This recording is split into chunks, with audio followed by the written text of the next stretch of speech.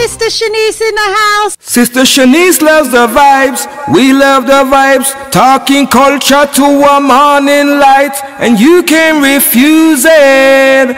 Yo, this is Bucky John Everminton, and I listen to the Sista Shanice Black Empowerment Show. Keep it locked. Lost generation, reparations for the time our people spent on plantations. I'm done. Boom! What a big tune by the man named Dave. Oh my days, you know, powerful lyrics there. You know, he just wrapped up a whole heap of issues that are impacting on us as a community in that track there. Oh, a lyrical genius. Rise up, brother Abdul and sister Angie in the Gambia. Just got your message to say that you're listening in. Rise up, all of you who are listening in the Gambia. Rise up, sister Juliet. Got your message earlier as well to say you're going to be locked in. Fantastic. You know, rising up the family. And we have on the line, all being well, our brother Irritated Genie from the USA. Greetings, my brother. Are you there? Yes, I am. Wonderful. Thank you so much for getting up so early to speak with us, to join your family here on the other side of the pond.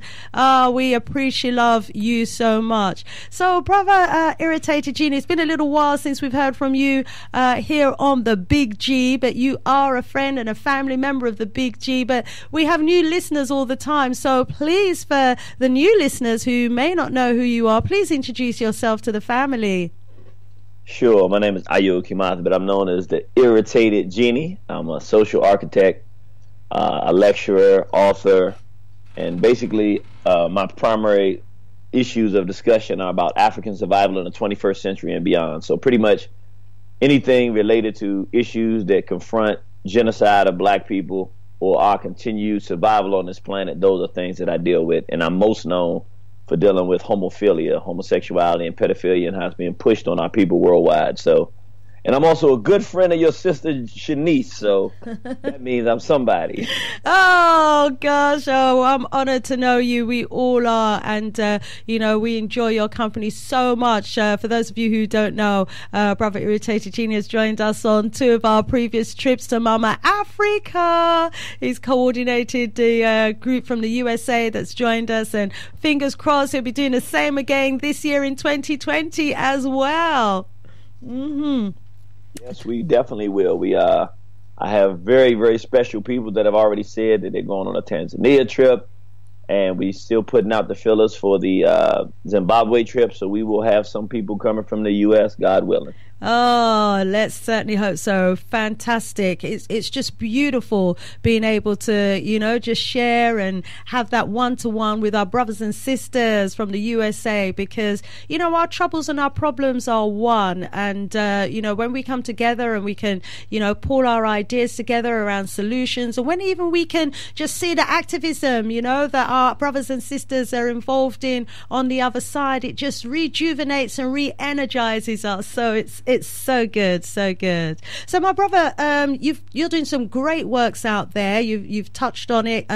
You've mentioned the organization that you're part of. Let's just say I'll invite you to say a little bit more about the organization, the name of it, the web address where people can go for more information, and what your mission is. Just elaborate a bit more on your mission as an organization. Okay, so we have a few things. One, we have our media company, so that anybody that wants to see the work that we've done to help our people understand, because, you know, things have changed. The traditional issues we face from Europeans have kind of been direct. They're coming in to enslave us. All right, this is a guy with a boat. You got some chains, some guns. You got to fight him. You can kind of see what you're dealing with. Now they 21st century updated the strategy of warfare. They're destroying us culturally and getting us to destroy ourselves. So we have a few things. WarOnTheHorizon.com.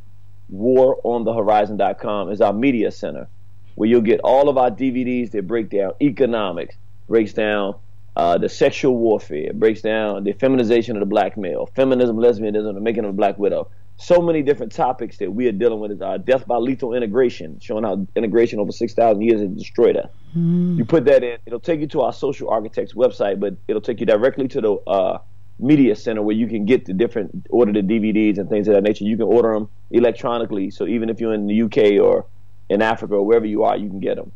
And then we have a movement called Straight Black Pride Movement. Because what we did is we looked at, who has done the greatest job of organizing our people against genocide in modern history. And we said it was Brother Garvey. He set the tone for the 20th century. And pretty much every major organization that's come behind him has used some element of his organizational capacity and ideology and philosophy to stand themselves up and defend the interests of African people. So we said, well, let's just take Garvey's platform, the UNIA, and his mission, stand up, you mighty race, you can accomplish what you will. And let's update it to the 21st century.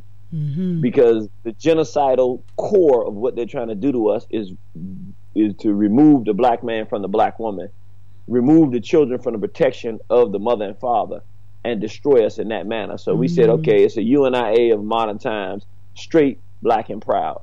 And now, just like the UNIA, if you're black, you can participate, but this time we have to have a few criteria. You got to be straight.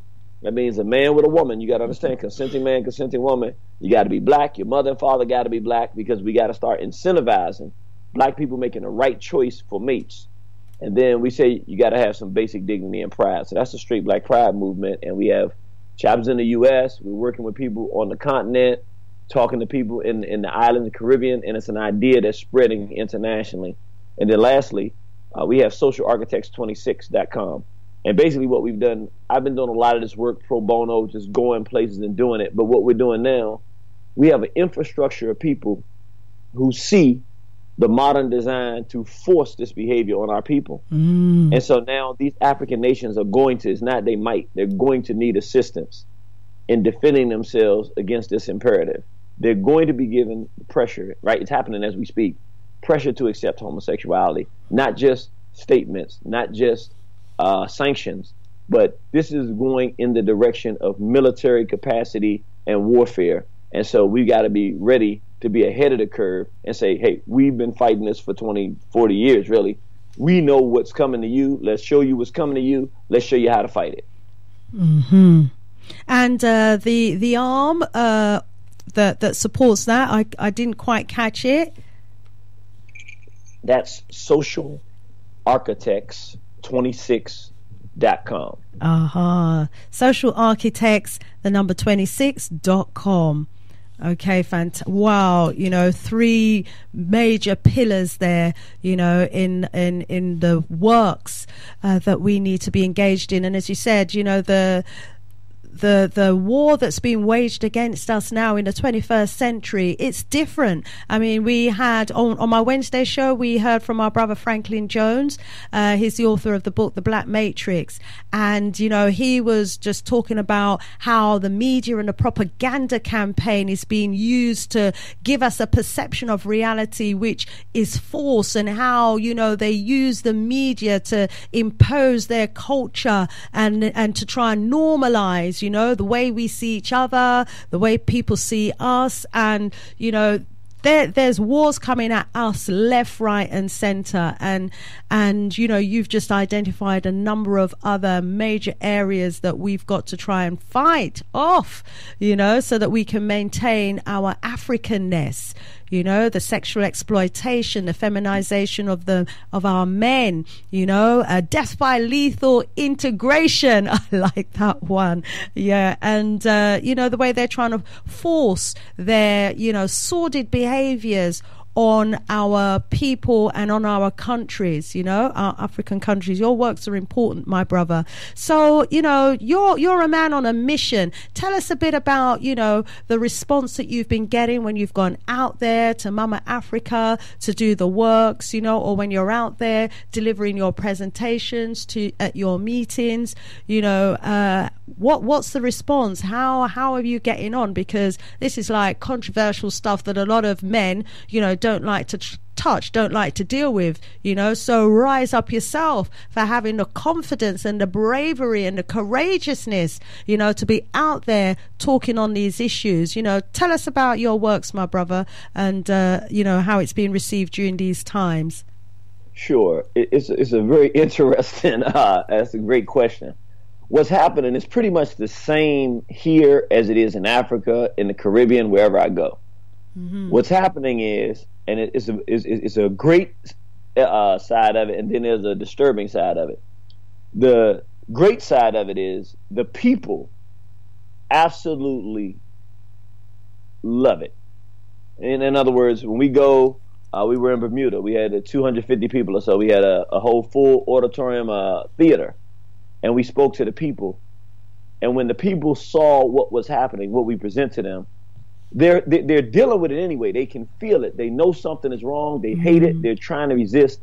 But it's difficult to resist that which you don't understand and can't see and doesn't have anything to do with your culture. And it's not necessarily directly in front of you, and you can feel that it's going somewhere bad, but you can't put the pieces together to connect the dots. We connect the dots, and we give them proof positive so that they can go research for themselves. So it's like, it's indisputable. It's non-debate. They love it. The issue is, and this is in Africa, and I'll be honest with you, I think the place that it moves people the most is on the African continent, because outside of South Africa, they have the least exposure to direct day-to-day exposure to Europeanism.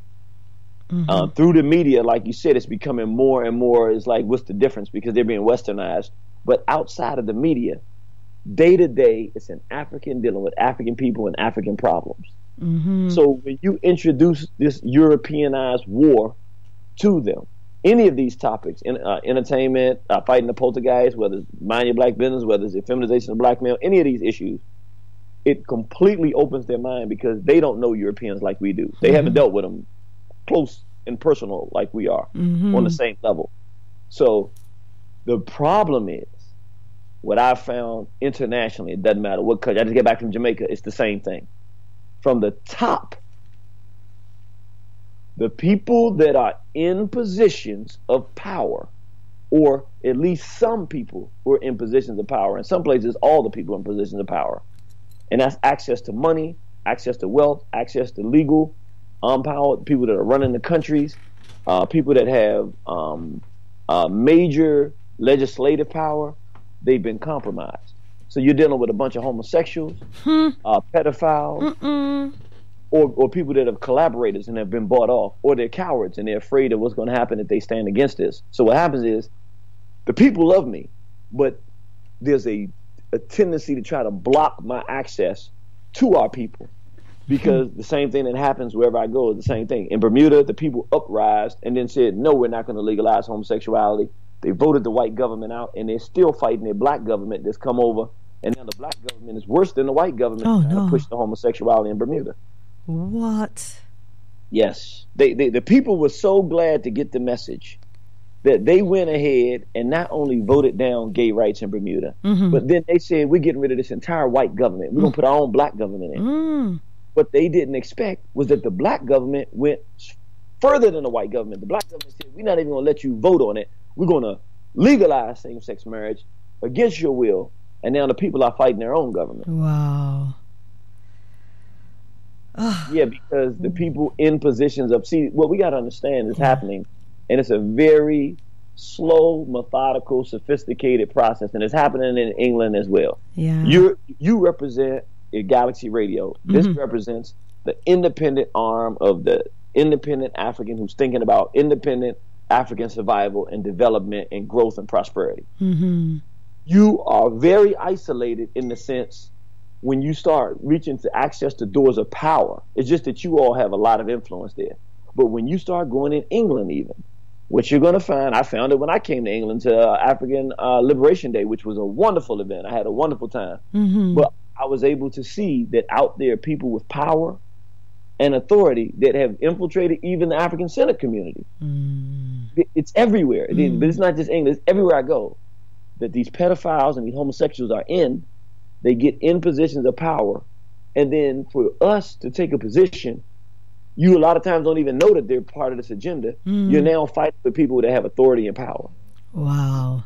serious things, my brother. And, you know, this is what hampers our progress and our development as well. The current structure and the way it is, you know, that because, you know, with the current structures, it's hierarchical. And then we have to look to the leaders and those in positions of power to be the ones to make the change. So, you know, this is why your works as well on the ground is so, so important and so fantastic, because they may well want to try and legalize it, but if the people on the ground are awoke and are totally against it and bonnet out to their communities, it's not going to get the opportunity, you know, to rise and grow in the way that, you know, those who are manipulating the leaders and getting them to, you know, take on these ideas may want it to go. So despite the challenges that we have, you know, dealing with our leaders at the top, the works, you know, amongst the people themselves at the grassroots is just probably even more important, because, you know, even if we got to the leaders at the top, if the people on the ground weren't educated, you know, then we'll begin to see all sorts of sleaziness, you know, going on in the community that, you know, we you know, there's a Pan-African movement wouldn't agree of or approve of. You know, so I understand the challenges and I hear what you say, but it's just so disappointing, isn't it? And so it can be so disillusioning when you think, yes, success, we've got rid of the Wazungus, you know, who didn't have a right to be ruling over our people anyway, and then you get those puppets brought in. Yes, and see, this is the part we got to understand. So it's still going to make you upset, but this is not a few people who just happen to sign up with the European. Over the last 40 years, what they've done, they recognize that we're in Garvey's fulfillment time. Mm-hmm. They recognized it before we did. In fact, there's a memorandum that was written by Zygmunt Brzezinski in the United States of America in the 1970s. I think it's memorandum number 46 to the National Security Council. Mm-hmm. And basically said, we must implement measures to prevent Africans from the diaspora from connecting with Africans on the continent. This was a national security memorandum saying this is the greatest threat to global white dominion. And so what has happened is, it's not that we just have all these sellouts. We do have these sellouts, but we have hand-picked, appointed collaborators. Yeah. Obama. These people, they're not our people who turn. These people ain't our people from the beginning. They were picked, designed, prepared for being in the position for preventing us from the natural connection under the guise of our African identity to organize with one another and develop a future in the interest of our own people.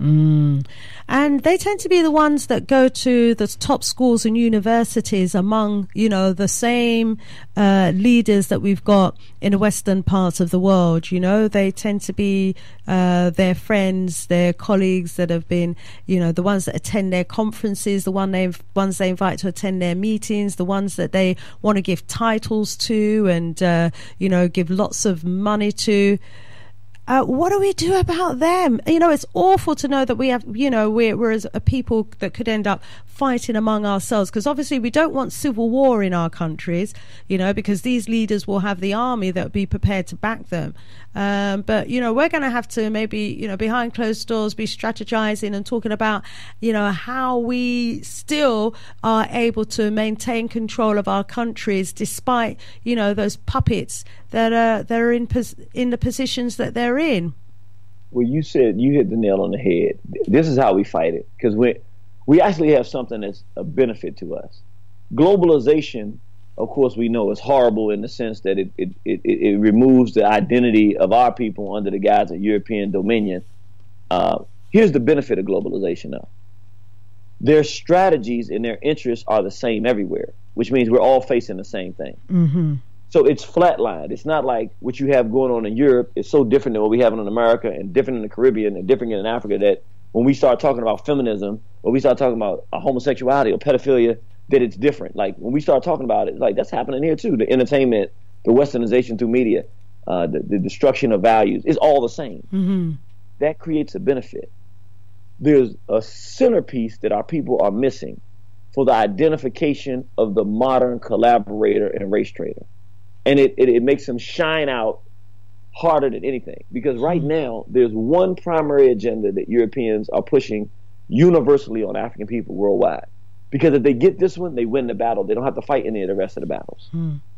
They're pushing the acceptance and normalization of sexual degeneracy primarily through homosexuality and pedophilia.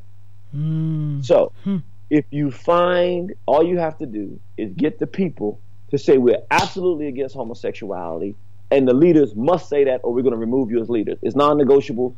It's not a debate. You're going to have to speak to it. You can't duck it. You can't skip it. You can't jump over it. You're going to have to say this is not African. We're not going to tolerate it. Zero tolerance. Whoever won't do it, you get rid of them. Why?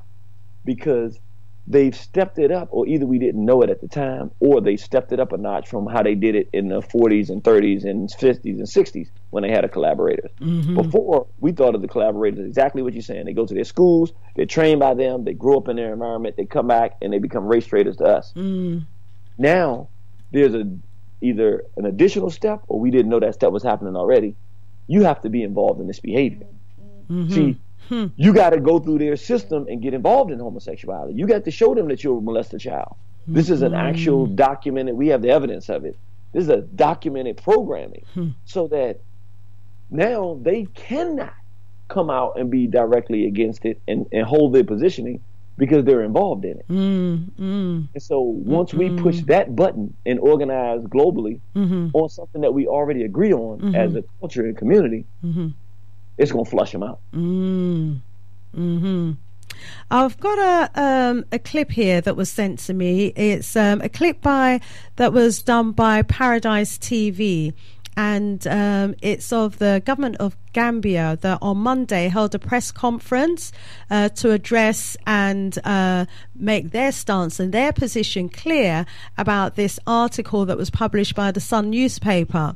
And this Sun newspaper in the UK was alleging that Gambia, our beautiful paradise country Gambia, was paradise not for us but for the paedophiles. And so, you know, the government was responding to that article, and I'm going to play it. I don't know if you heard about it yourself or if you read about it. I did a video on it on my YouTube channel, just to mention my YouTube channel actually. Family, if you go to YouTube and search for Sista Shanice, the Sista Shanice Show, the is very important because there's loads of Shanices out there. So put the Sista Shanice Show, Sister spelled S-I-S-T-A, the Sista Shanice Show. I actually did a vlog on this myself, and so it's interesting to hear what the government's response was to this, because we wanted to hear from the government about these allegations of, you know, sexual abuse of minors in the country. Let me just play it. It's only a couple of minutes, and then I'd like to invite you to comment on it, please, Genie. Okay, is that all right? Sure, absolutely. Okay, great. Here we go. The article, which alleges that young children are sold by their parents to tourists for as low as £2, featured pictures of tourists in the company of children in the article published by the Sun newspaper in the UK. They show middle-aged white men appearing to be relaxing with young Gambian children. But the Gambia government says the pictures are misleading and the article gives a false impression of the Gambia. For somebody to come outside, publish a story which is false, malicious, would not go unanswered. That is very clear. We will follow the due process of law to do what is right in protecting this country, protecting the integrity of Gambians and the image of the Gambia at every level. Every year, Gambia relies on tourists coming to the country to enjoy the sunshine and the sea. That could often lead to holiday romance, says the government. That's different from sex tourism. The issue of people going together, when you see it happen, you call it sex tourism. It's not sex tourism. And that's why when you are taken to court for saying sex tourism in the Gambia, you will be convicted. It doesn't exist in this country. He also appeared to support prostitution. Prostitution, you talk about it, I would not deny that. As I always say, it's the oldest profession in the world. Yes, you like it or not, it is. The article alleges that tourists take advantage of lax laws in the country to embark on sick child abuse holidays. The Minister for Women Affairs think different. The government of the Gambia, through the Ministry of Women, Children and Social Welfare, together with the Ministry of Tourism, Arts and Culture, has taken a firm stand against child sex tourism in the Gambia, and measures are in place to protect children, more especially in the tourism sector. The government of the Gambia hereby informs the general public that there is zero tolerance for child abuse or child exploitation, and any person found wanting will face the full force of the law. Meanwhile, the Gambia government says it has already commenced investigations into the matter and that those found wanting will be brought to book. Reporting for Paradise TV News, Lamin Fall.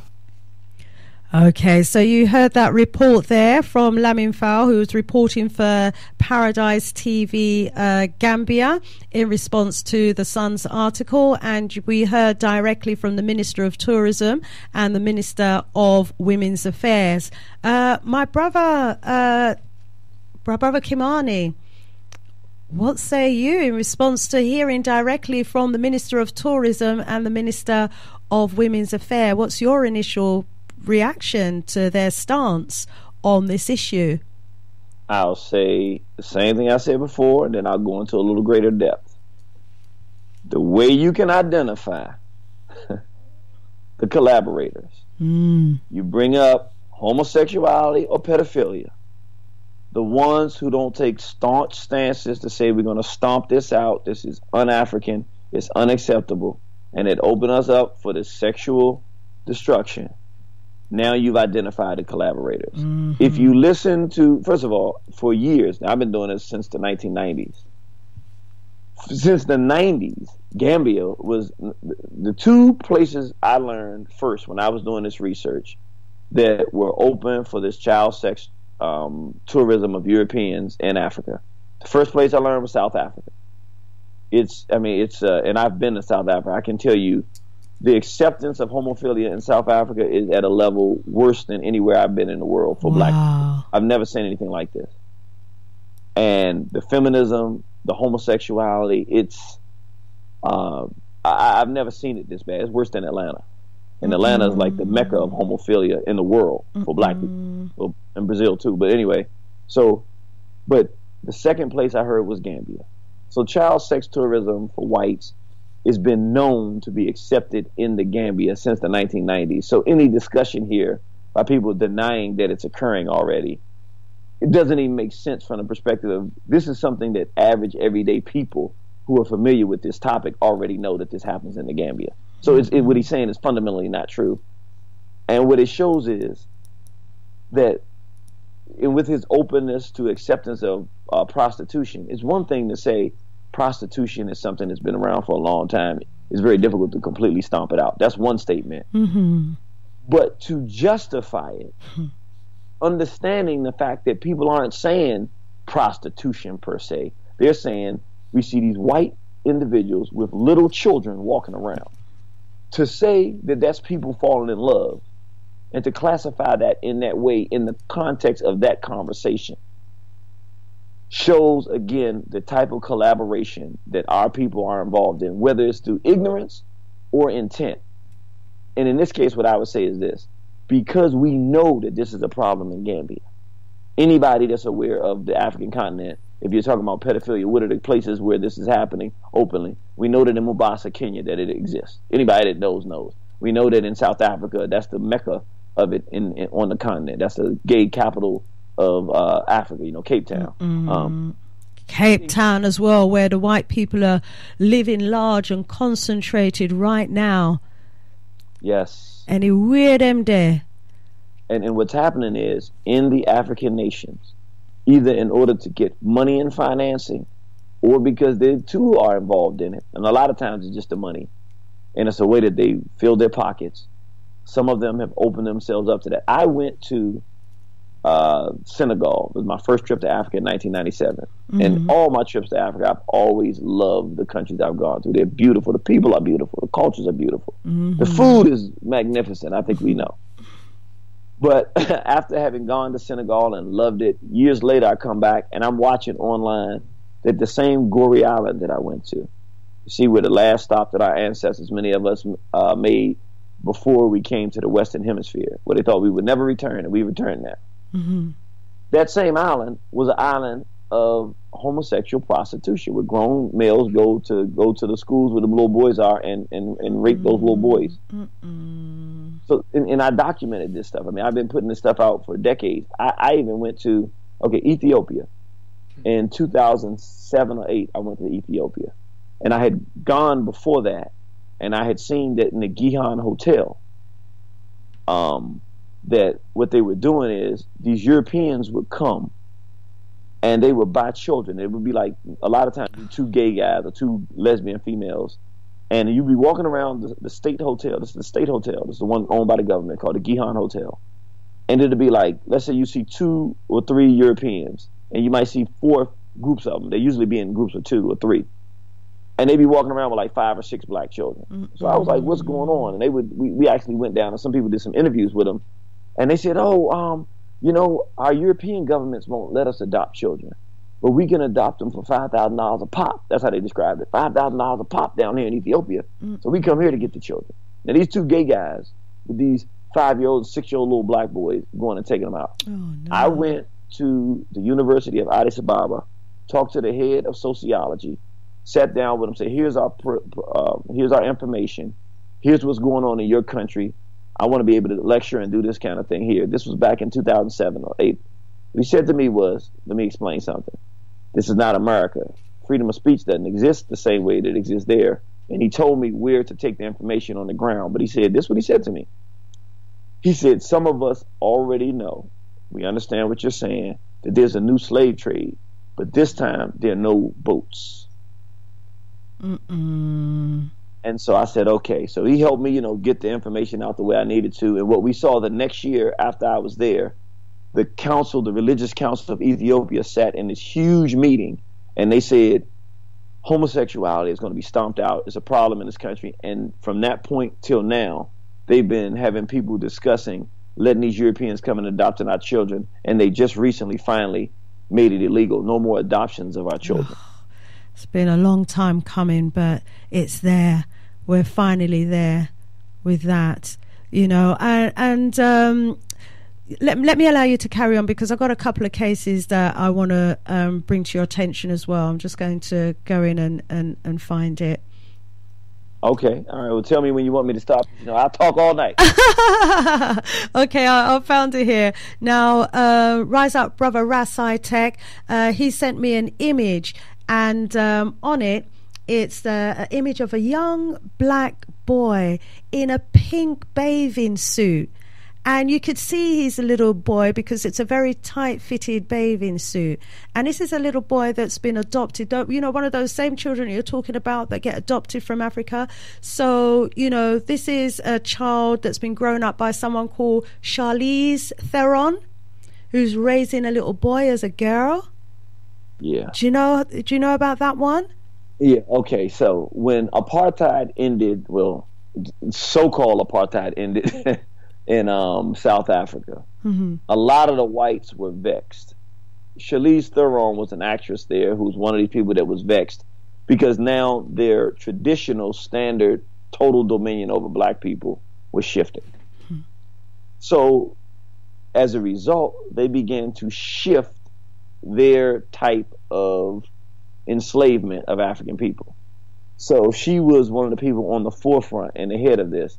So she tried to adopt children in South Africa. They wouldn't let her do it. So she came to America. They gave her black children. Mm-mm. So what she said she's going to do, as opposed to the traditional enslavement of African people, brutality and this, that, and the other, there'll be a more demonic and satanic and violent, more wicked assault.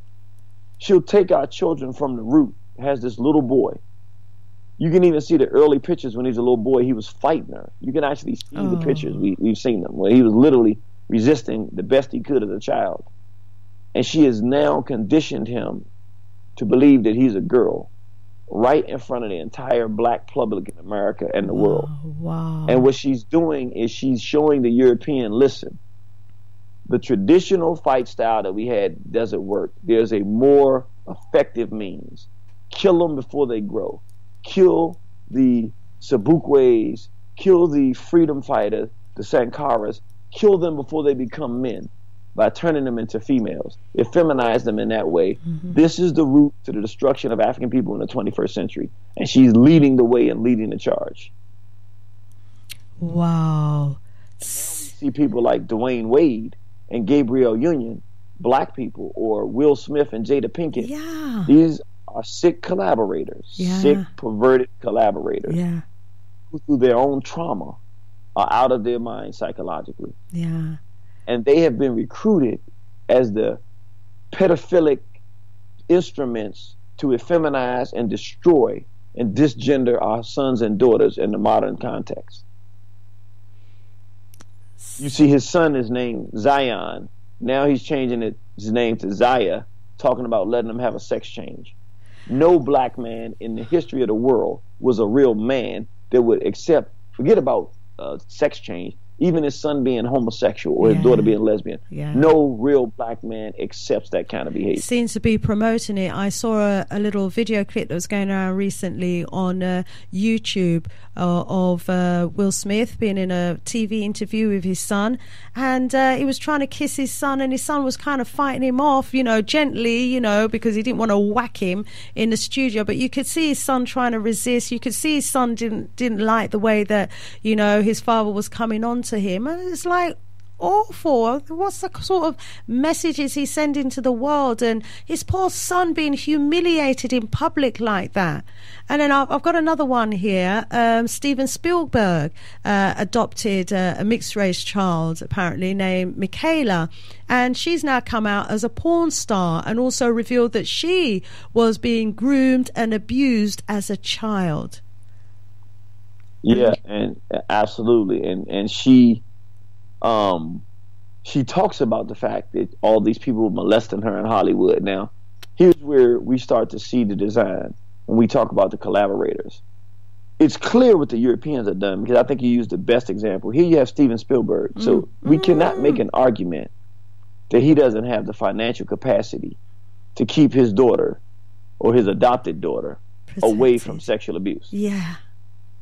So the fact that she goes through repeated sexual abuse as a child to the point she wants to be a porno star tells you that this is part of the culture that they're grooming. Yeah. And then the fact that he's not outraged until she said he supports her in her decision lets you know where he is. Yeah. But the thing is, the fact that we have black people that are doing two things. The One, collaborators. that we're not looking and targeting these whites that are adopting our children for failure. Nobody should be able to adopt black children. They did that during slavery. It ain't worked then, it don't work now. So the fact that we're allowing other people to adopt our children is one. That we watching what they're doing to our children, not doing anything about it, is two. And then the fact that we have black people who are now taking over for the whites. We have the slave drivers who, we don't need the overseer. We don't need master to whip us. They now have groomed the overseers and the slave drivers to do the same damage to our people. Yeah. It's awful. And then the other really sad part of all of this, and tragic part of all of this, is that those children who are abused, look how they turn out. They turn out to be abusers themselves, or in the case of, young Michaela, she becomes a porn star. So then, she goes towards prostituting herself now because of the abuse. And, there's the case of all those children that were abused by the UN soldiers as well. That investigation that exposed hundreds of stories of the Haitian children who were being abused by the UN soldiers. It was a sex ring, that was happening there. There's a similar case that was filed against the Red Cross as well. So what we're seeing is that, these people take advantage of vulnerable children, or people when they're in vulnerable situations. They put themselves in positions of power, or they have a position of power, and then because of their innate twisted sexual perverted self, then start to repeatedly abuse the children. it's a shocking state of affair, and it's even worse that, as you say, we as a people are standing by and watching and allowing this to happen. Let's connect a few dots here, because I want people just to see how this thing is working. It's very different than the normal traditional battles we've had. All right. We look at Steven Spielberg, who's now supporting the adopted mulatto child that he had in getting into pornography, which is prostitution. That's all it is prostitution, where people get to watch voyeurism, prostitution. Yeah. But now let's go back to what the Gambian individual was saying there, the Minister of Tourism. What did he say on there in a discussion about pedophilia? Prostitution is the oldest profession in the world. Right. So we see the same personality type in the public statements of what they're doing. Here you got Steven Spielberg supporting an adopted daughter in pornography who had been molested in Hollywood, which he is a part of. Here you have an official that's responsible for protecting the people from the exploitation by sexual predators in that country.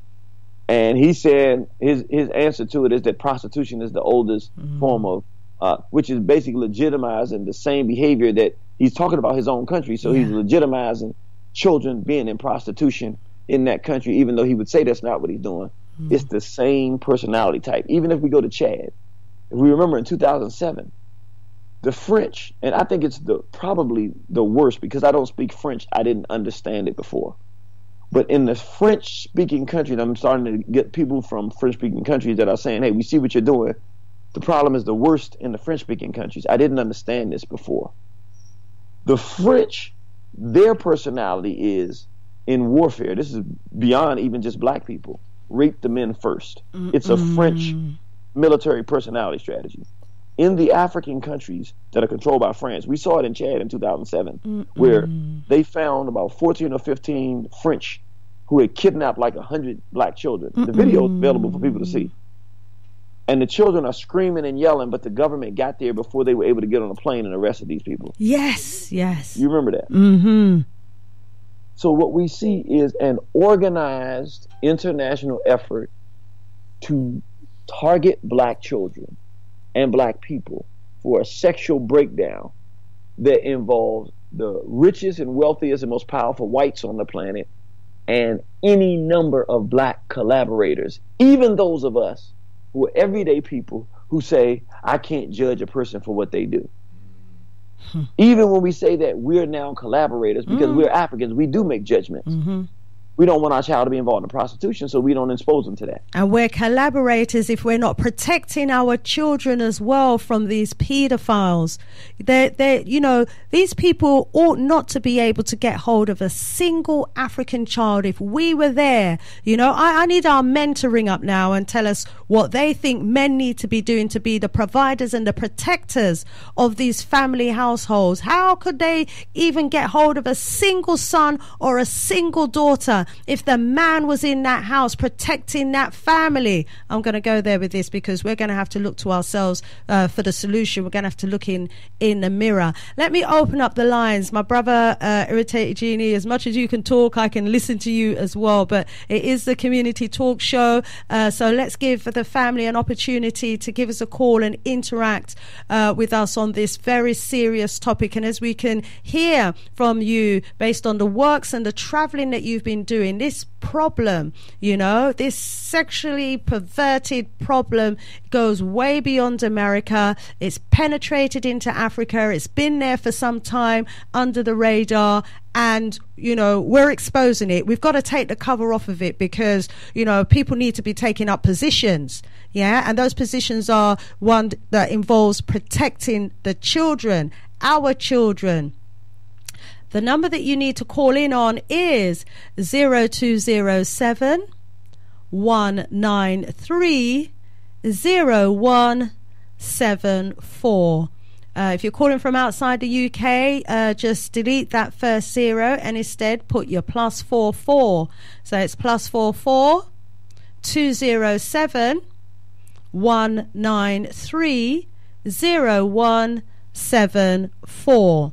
That's the all-important hotline number that you need. You can also Skype us. If you've downloaded Skype, just go to your contacts in Skype and search for Galaxy Afiwi. One word. That's Galaxy, spelled the traditional way, and then after Galaxy you had A-F-I-W-E, Afiwi. Yeah, Galaxy Afiwi. And give us a call here on the Big G. We want to hear from you. We want to hear your views. It's a sensitive topic that we are discussing, but, you know, we have to start the ting. Bringing in caller 278. I'm not sure if I was able to add that call there. Greetings. Do we have caller 278 on the line? Hi. Good afternoon. Good afternoon. Greetings. Good afternoon to Gambia, the Galaxy family. And my sister, Sharice, this is Anita. I haven't spoke to you in a long time. Oh, good to hear your voice, Sister Anita. Welcome to the Voodoo Power Station, Galaxy Afiwi. Yeah. Go ahead, my sis. We got brother Irritated Genie on the line. Thank the brother from America who just spoke, because my sister, my brother have just said so many truths of what's been happening in our black countries all over the world. And it is taking place. And these government and foreign ministers who claim these things are not going on, they're lying. They know these behavior been taking place in their country for a long time, my sister. Mm-hmm. They damn well do know that. They'd have to be deaf, dumb and blind not to know. They're only lying to themselves, you see. This is what our people have a habit where they love to lie to themselves. But you know what? I don't have time lying to myself, because only a jackass would lie to themselves. My sister, from 1984, I was told, and this was by a European who had a house in Gambia, and he goes there every year and he takes his friend there. And I used to wonder why. And I've known this man who's dropped me at work in the morning, because I have to be there at 6:30 in the morning to open up. And I used to say to him, why is it that you love to go to the African countries? But what I didn't know is what this man was into. And one day, I don't know what got into me, I just ripped loose and I cussed him. I said to him, you seem to go to my country, my people country, and feast off them. And then he told me that he had his house, and he said, I'm not going to deny, I will be honest with you, because you've always been forthright about what you believe. And he told me that these men, a lot of these European men who go to the Gambia, do abuse children.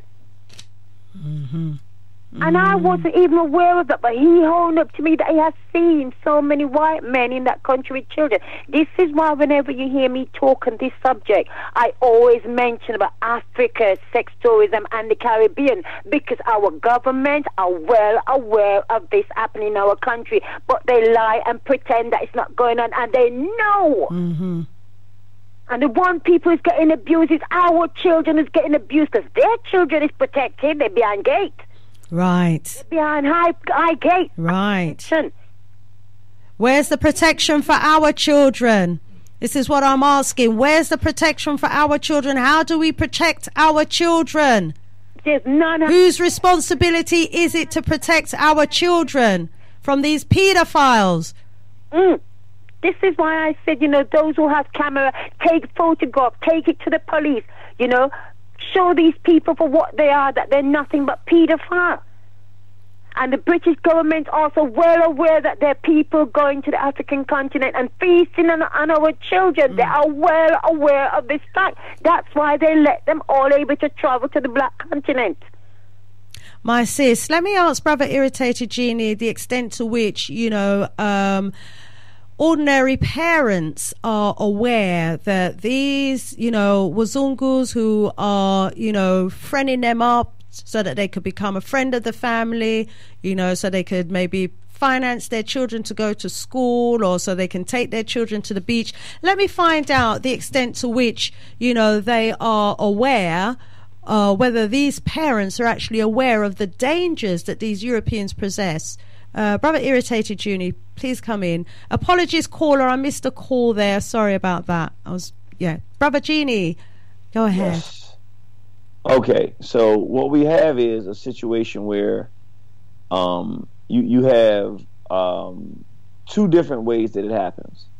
You have some parents that are 100% interested in getting money, and it's not that they don't have an idea about it.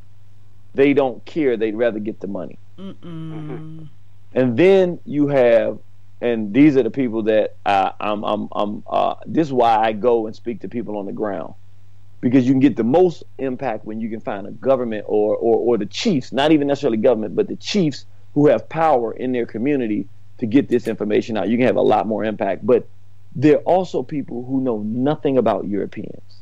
All they know is what they've seen on TV. And these folks come as friends, kind of like the Native Americans when the Europeans came with the smallpox in blankets. Yeah, they see them as saviors. Yeah, and they simply don't have any experience understanding the European personality, that this is the genocidal maniac. They don't know anything about this. So when I do the lectures and I show them the stuff, it actually makes those people say, I'll never let these Europeans come around my children anymore. And that's basically the I've gotten those two things. One, people who just stay quiet because they secretly know that they're doing stuff with their children. They don't care. They want the money. Then you have the other people who are, and I say a substantial portion of my people who literally, they can't even fathom that somebody would want to molest a child. So they think these are some benevolent folks that they see on TV that are these wonderful people that want to help them, and they have no idea that this is going on. And if they knew, they would not allow it.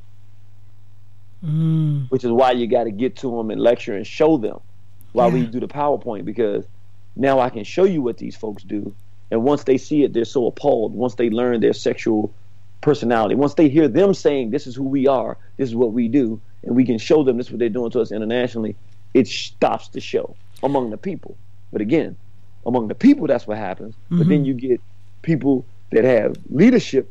They don't want the people to get that message. So then that tells you, if you don't want the people to get this message, then those individuals you've now isolated and identified, these are collaborators who are basically prostituting their children so that they can benefit from tourism and tourists. Allowing these people to come in to prostitute their people, their young girls and their young children. And, you know, they ought to be aware of the problems that that's going to cause for tomorrow in their own community. Because as you say, now you've got all these abused children, abused boys who turn around and become abusers, and ultimately what does that lead to? A more feminized male population. Yeah. And my sister, we've seen this growing from the 90s, have we not? Have we not seen among our black men how they've changed from the 80s, 90s? Yeah. Before that, you didn't hardly ever seen that, but look how many of our men have become feminized. Yes. Yeah. Isn't that been a training ground for them? Yes, yes. And every time you walk past the television, it's been promoted there. Yes. You know, if they can get a black actor, an Indian actor, even a Muslim actor to be acting gay, you know, they're the media and the film industry's best friend right now, because we know the power of the media to socialize the mind of our young people into accepting and normalizing this disgraceful behavior. And, you know, so the works on the ground that ones like Brother Irritated Genie is doing through the lectures, it's so important, because we've got to reach those that are unaware. We also need to reach our children, because, you know, they need to be aware as well, where it's appropriate for an adult to touch them and where it's inappropriate for an adult to touch them. And they need to feel protected, that there's somewhere that they can go, someone that they can speak to, an organization there that cares, that will, you know, intervene on their behalf, that the school teachers have been trained and they're there to support the children and protect the children. There needs to be people in, you know, like a carer in each of the schools, say, for example, who these children can turn to, you know, if they are being molested or being approached, or, you know, there's nothing worse than, imagine a young child that's got a big gross adult forcing themselves on them. How are they supposed to protect themselves if their mother's not protecting them, if the father is not protecting them? How are they meant to protect themselves? But my sister, if you look in Britain, in this country, a lot of these teachers there is not there to teach a boy how to be a man or go into a manhood, or teach a girl how to go into be a woman. They're there to make them into what you call a funny gender. Yeah. That's what's been pushed onto our children. So our children don't know whether to go right or left. Yeah. They've been trained deliberately to be totally screwed up. This is what's happening in our schools. Where a girl child has been taught how to go into being a woman and remain a woman, or a boy child to go into being a man. Now we have this gender pushing thing. The children have been totally confused and been corrupt. Yes.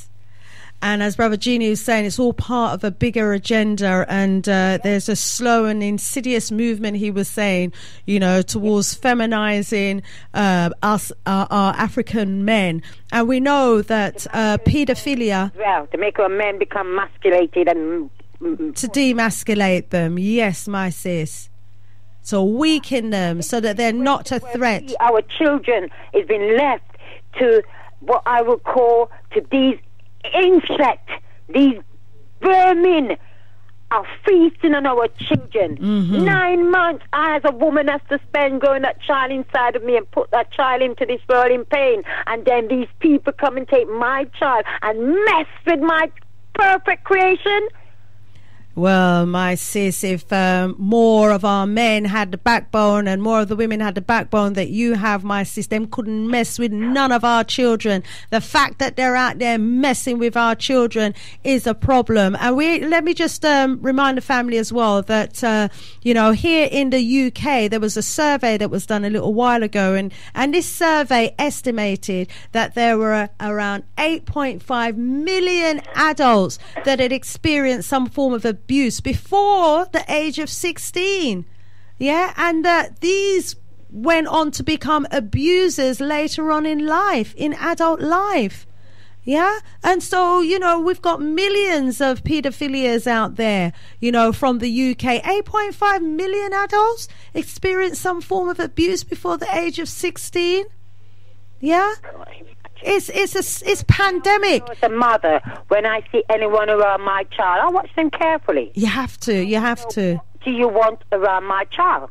Yes. Who are you? What do you want with my child? And if it's not a member of family, even if it's a member of family, I'm telling them, when they're going up, where are you going? Why do you want to take them? I don't care who you are. My children is my children until they're grown. Until then, no one mess with my children. For real, my sis. To make their own decision, and even then, I'm going to let them know. Listen up. I push you into this world, yeah? And I don't want you to become a man when you're a girl, and I don't want you as a man to become a girl. Be as you are, as I've taught you. Yes. You're a man, be a man. You're a girl, be a woman. Nothing in between. Ashe. 9 months to push you into this world as a god to make you come out to be not what you are, something else. Sis, you're reminding us of the role and the responsibility of the parent, you know, in making sure that we are clear in the way that we educate our boy children and our girl children. Make them know that they're a girl, yeah, and they're going to grow into becoming a woman, and what their role is as a woman, and for the boy children, them to make them know that them is a boy, and them are going to grow to become a man. Man. Yes. Okay, I've got a couple of callers, my sis. Go with a ding dong between your leg or a split. Be as you were born to be. Don't change to be something which you're not. Right. Sister, my sis Anita, I'm going to have to ask you to, you know, I can't add anybody else while you're in the group, and I've thoroughly enjoyed your contribution, as I'm sure the listeners have. You know, rise yourself up, my sis. We need to hear, you know, the women with the backbone, and we need to hear from the man them with the backbone as well. Yeah, rise yourself up. So Sister Anita has graciously given way. I want to rise up Sister Bev, who's listening from the Gambia. Rise yourself up, messaging me from the Gambia. Brother Jamini, I can see your messaging as well from Ghana. You know, so family, the line is now clear. We've lost Sister Anita. Thank you for your call, Sister Anita. It might have been blocking a few other callers from calling in. I saw Councillor Martin, you wanted to come in on this topic. Let's see if I can add you now that our sister has made way.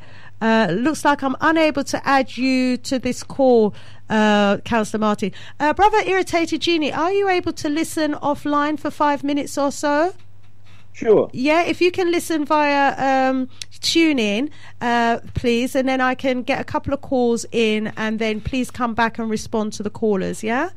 Fantastic. You just say it online when you want me to call back in, and I'll call back in. Okay, but are you able to listen though to the questions or any statements made? Yeah, I'll be able to listen. Wonderful, wonderful. Thank you so much. Okay, so Galaxy family, our brother Irritated Genie is making way.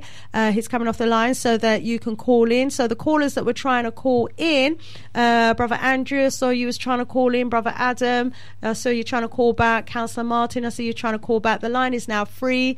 If you call back now, you'll be able to come in and join this discussion. It's a really important one. We are the ones who need to be protecting our children. We know that there are some, circumstances that lead some of our mothers and fathers to want to give away their children for adoption. But if we're not adopting our children, and if we're not involved in the local authority policies that make the decisions about who is eligible and who is ineligible to adopt our children, then, we've got ourselves to blame. Because what we have to remember is that, when these abused children, when these children who are in children's homes become abused, when these children, who are in adopted family homes become abused, and they grow up to become abusers, these people are coming back into our community. So as much as we might think that our children are protected, who's protecting our children from those children who were abused, who are then going to grow into becoming abusers, and who may be friends of our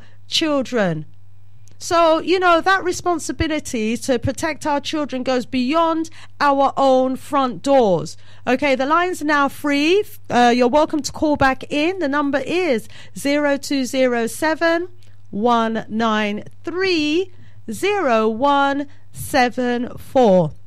We've got 10 minutes for calls, and then maybe the last 5 minutes for our brother Ayo to be able to summarize and address some of the questions that will be asked by our callers. So come in, callers. I was having a very interesting conversation with our brother Ayo, Irritated Genie, and he's kindly given way so that the callers that were trying to call in can actually come in now. So your time this. So rising up all of the listeners who are listening to us from, we're unable to accept WhatsApp calls. I can see a WhatsApp voice call trying to come through.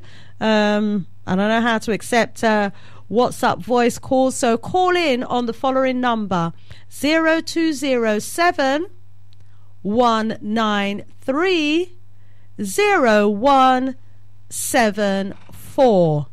If you're calling from outside the UK, just add +44 and you will be able to call in. Okay, so we've got Brother Councillor Martin, and see if I can add Brother Andrew as well.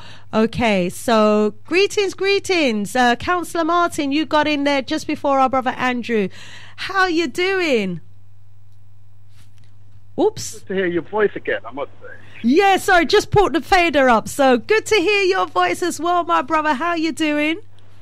Very good, very good. It's busy time for our people, and Irritated Genie has reminded us all again, if we need to be reminding, we must remain vigilant. The word vigilant obviously means that we take steps to ensure we know what's happening in our own community. And right. we take steps to prevent those negative actions from taking place.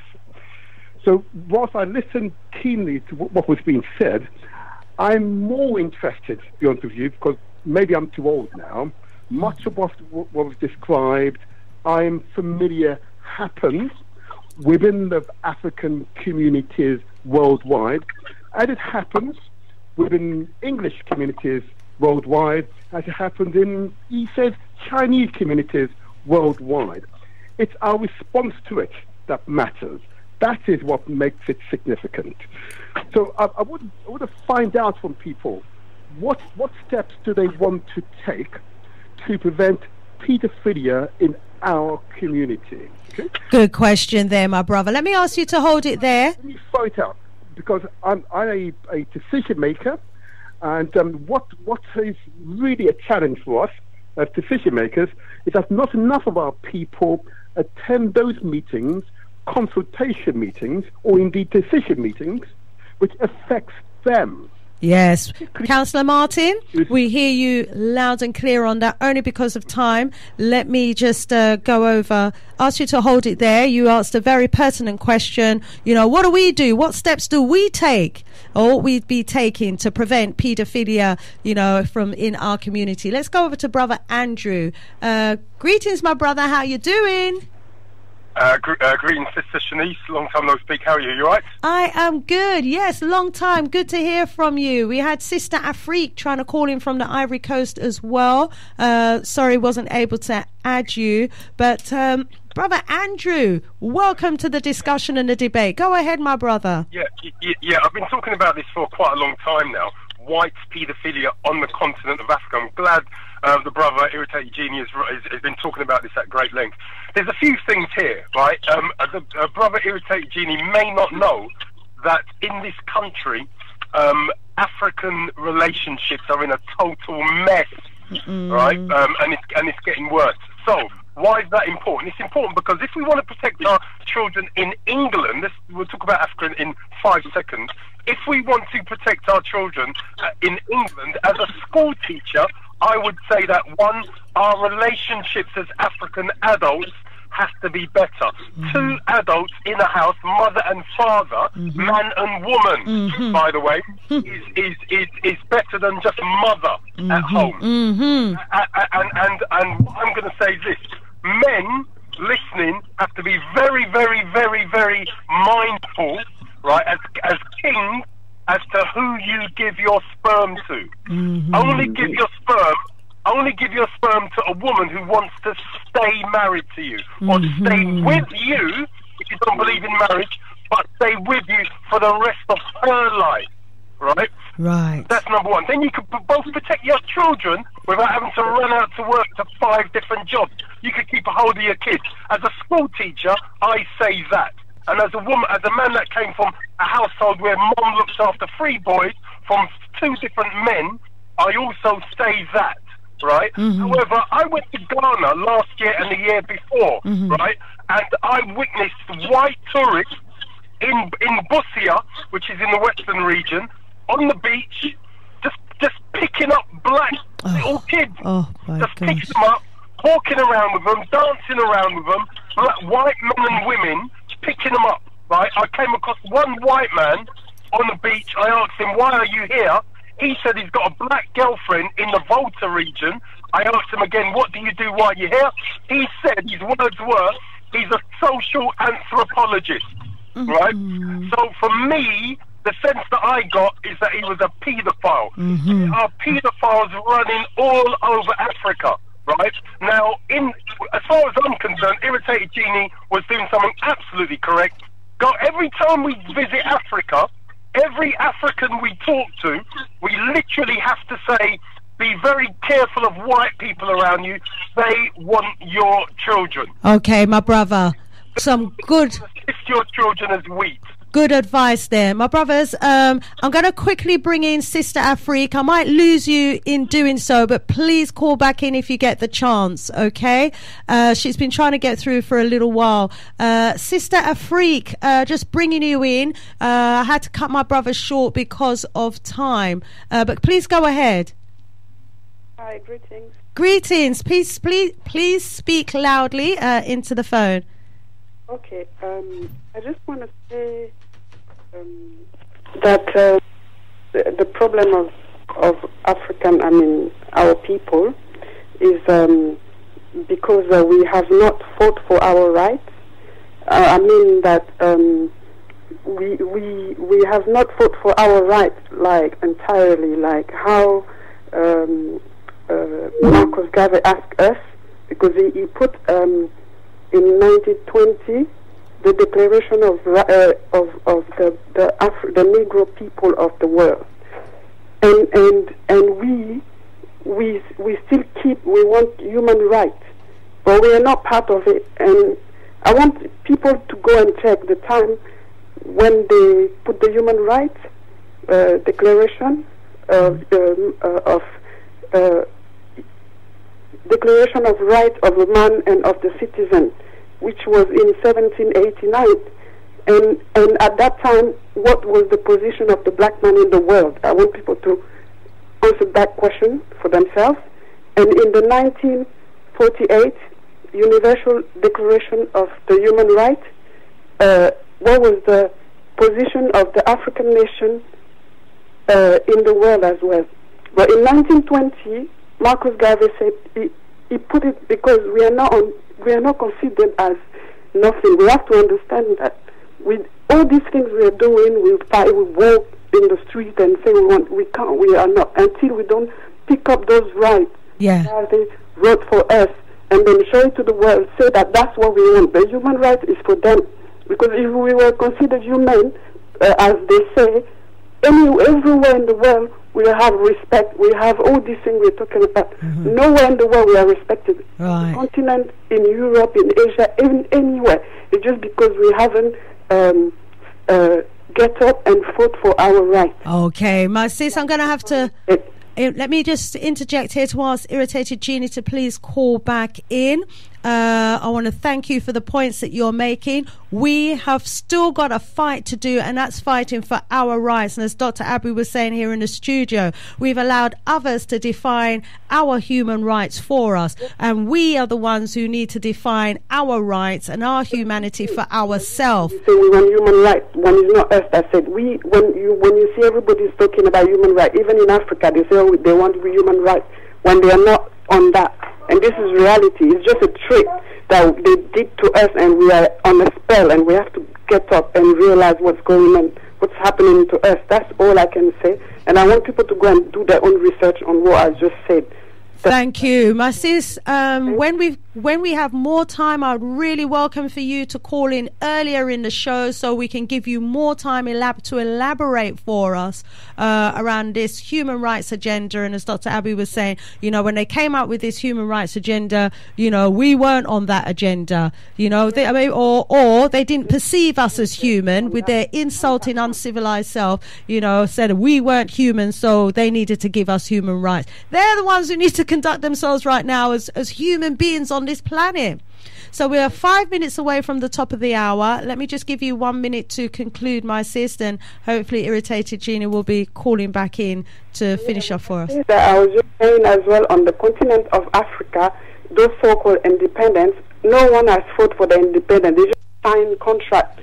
Like I'm from Ivory Coast, for example. Yes. We have all these, it's just corporations that have everything. I mean, the continent don't belong to us, in quotes, because they have papers that specify that each England or France or whoever, because France has the military base on the territory of Ivory Coast. So that means from France in here to Europe to Ivory Coast, all these territories belong to France. I don't know if you agree with that. So that means that I'm not independent. So everything, I can't decide nothing. They can just come and do whatever. The people of the land, the raw material of the land, anything belongs to all those people. So what I'm saying, we really have to get up and stand up for our right. It can be, I'm not only talking military or whatever. I'm not talking about that. I'm talking even spiritually. We are black people. Our God is black like us. Right. Nothing else. Right. Everybody have their God. I'm not saying about whatever. To me, it's clear in my head. So what I'm saying is that we cannot talk about nothing else that is happening to us if we don't realize about the human right, because they wrote it down. The scientists, the spiritual people, all of them came together as one to conspire against us. And this is the reality. Even when you read the Bible, it explains to you when they came together and they decided until the conference of Berlin, it was all the nations against us. They took our land and they said, they didn't say, oh, there's people there. They just saw it as an empty land. And they decide whatever they want. And we are still on that contract today. That's why we are here. I'm in exile. The people from Caribbean and America, they have been the deportees, or I don't know how you call them, taken away from the land. And me, I came, my mom came, and then I came. I have my children here, but I'm still part of this same people that have been taken away from their land from that time. And those on the continent suffer from malnutrition, from war, from disease. It's the same thing. All the plagues is happening to us because we haven't get up. Not only I'm talking even spiritually to call on our ancestors, God that created us. And if we have this black skin or whatever, melanin or whatever people call it, and this Afro kinky hair, is because we are the first people on this earth. And then if we don't get up, the whole earth will die. If we black people don't get up to stop this crazy thing that is going on earth. This is all I can say. It is us that the world needs to be free from this evil that is going on. So thank you. I can say, really. Thank you. Thank you so much, Sister Afrique, and for reminding us of the important role that we have to play as human beings on this earth during these times. If we don't get up, the warning is, to take our rightful positions and to do what we need to be doing during these times, the whole planet will die. Let me bring back in Brother Irritated Genie. We are able to go slightly over, I think. I don't see an ex-presenter in the house. Brother Irritated Genie, you've heard from our brother Andrew, the school teachers and the works that need to be done in the schools, the works that need to be done within the family, to protect our children from these pedophiles. You've heard from Brother Councillor Martin, who is saying that as an elected representative, he doesn't see enough of our people getting involved in the decision-making processes and getting involved in the formulation of policies that are impacting on us as a people. And you've heard from our sister Afrique about the wider agendas on an international basis and what's happening to deny us of our human rights anywhere we are, even on our own land, to deny us the rights to live peacefully on our own land. You come here, them want to deport you. You're there at your own land, them will come there with them disease and them war and them sicknesses. Brother Irritated Genie, let me allow you to respond, please. Yes. Okay, so a few things I'd like to say. One, first of all these calls were excellent. I'd like to say that it's good to come to a place where we hear people who are recognizing the 10,000-pound gorilla, the issues that we don't like to face, and dealing with them. Part of the reason we don't like to face it is because when we say, why is this happening, and why don't we hear enough men calling? Because unfortunately, some of our men are involved, maybe not in the homosexuality part, but in the pedophilia part, and the two go together. But what I would say is this. When the brother says what we have to do, this is the design. Because it's an international problem with the scope of the same thing happening anywhere we are on the planet, what we need to do is serious mass education. I'm not talking about just in a classroom. In communities, we need to say, hey, this is what homophilia is. This is what pedophilia is. This is what homosexuality is. This is where it came from. We are Africans. These are Europeans. This is African man, woman, child. This is how we believe. This is Europeans. Sex with boys, pederasty, lesbianism. This is what they do. This is the war for the 21st century for you to prevent. You have to make sure as a young black boy that you're going to marry a black girl and you're going to grow up and be a black man with a black woman and a black family, and here are your roles and responsibilities one to the other. This is a global need for an education. And I'm going to say something, it might sound kind of controversial, but I'm going to say something. In doing that, I think we're going to have to start moving away from certain types of language. And one of the languages I think, or terms I think we should move from, we're talking human rights. I'm going to say this, and it may be controversial, but what is happening now is that under the guise of human rights, Pompeo, the Secretary of State in America, is now sending letters to the Tanzania, and they're talking about sending letters to Uganda and the African nations under the guise of human rights, that we must bend over and accept their sexual practices. What I would say is we have to say, as an African rights trump human rights. So if human rights, you a human and you want two men to go have sex with them, is your human rights. I'm an African. I have a right to remain an African. My African rights in African territory among African people trump you and your human rights. We have right to remain who we are and continue to be who we are. And now we have to take active, consistent training and preparation for a war that is already here, that's going to intensify. It's not going anywhere, and it's going to be our responsibility. We see it coming. We know it's happening. It's nobody going to come floating out the sky to save us, like the sister said. We can call on our ancestors and our self-asserted manhood as men to lead the charge in defending our women, children, families, and future of our people. And we have the knowledge, the wisdom, the understanding, the training, and the technology to do that anywhere that African people are in the world. All we have to do is do it. Rise yourself up, my brother. Thank you so much. As always, it's a pleasure talking with you, family. Now you know why we enjoy our brother Kimathi joining us on those trips to Zimbabwe. We spend hours, just reasoning and talking and sharing, our knowledge and our information with each other. And that's what it's about. Each one teach one. My brother, I want to thank you so much for sharpening, our knowledge today on this particular issue. It's an ugly nut that we've had to crack open and deal with. It's been going on for far too long. The more I'm hearing this matter being discussed, the more I'm realizing and disgusted to hear how long this has been going on for in Africa, on our beautiful mama continent. And then people want to point to the finger and say, oh, paedophilia is going on in Africa. Yes, it's going on in Africa now, because there's been generations after generations that have been groomed to in that particular way, but it's not our natural innate self. It's something that's been imposed on us, and as we can see, it's going to get from bad to worse. And these people are on a mission. They've got their most senior political people saying to our African leaders, if you don't accept homophobia, homophilia activity in your country, we're going to put you under sanctions. We are going to, cut our trade ties with you. They are serious about feminizing our boys.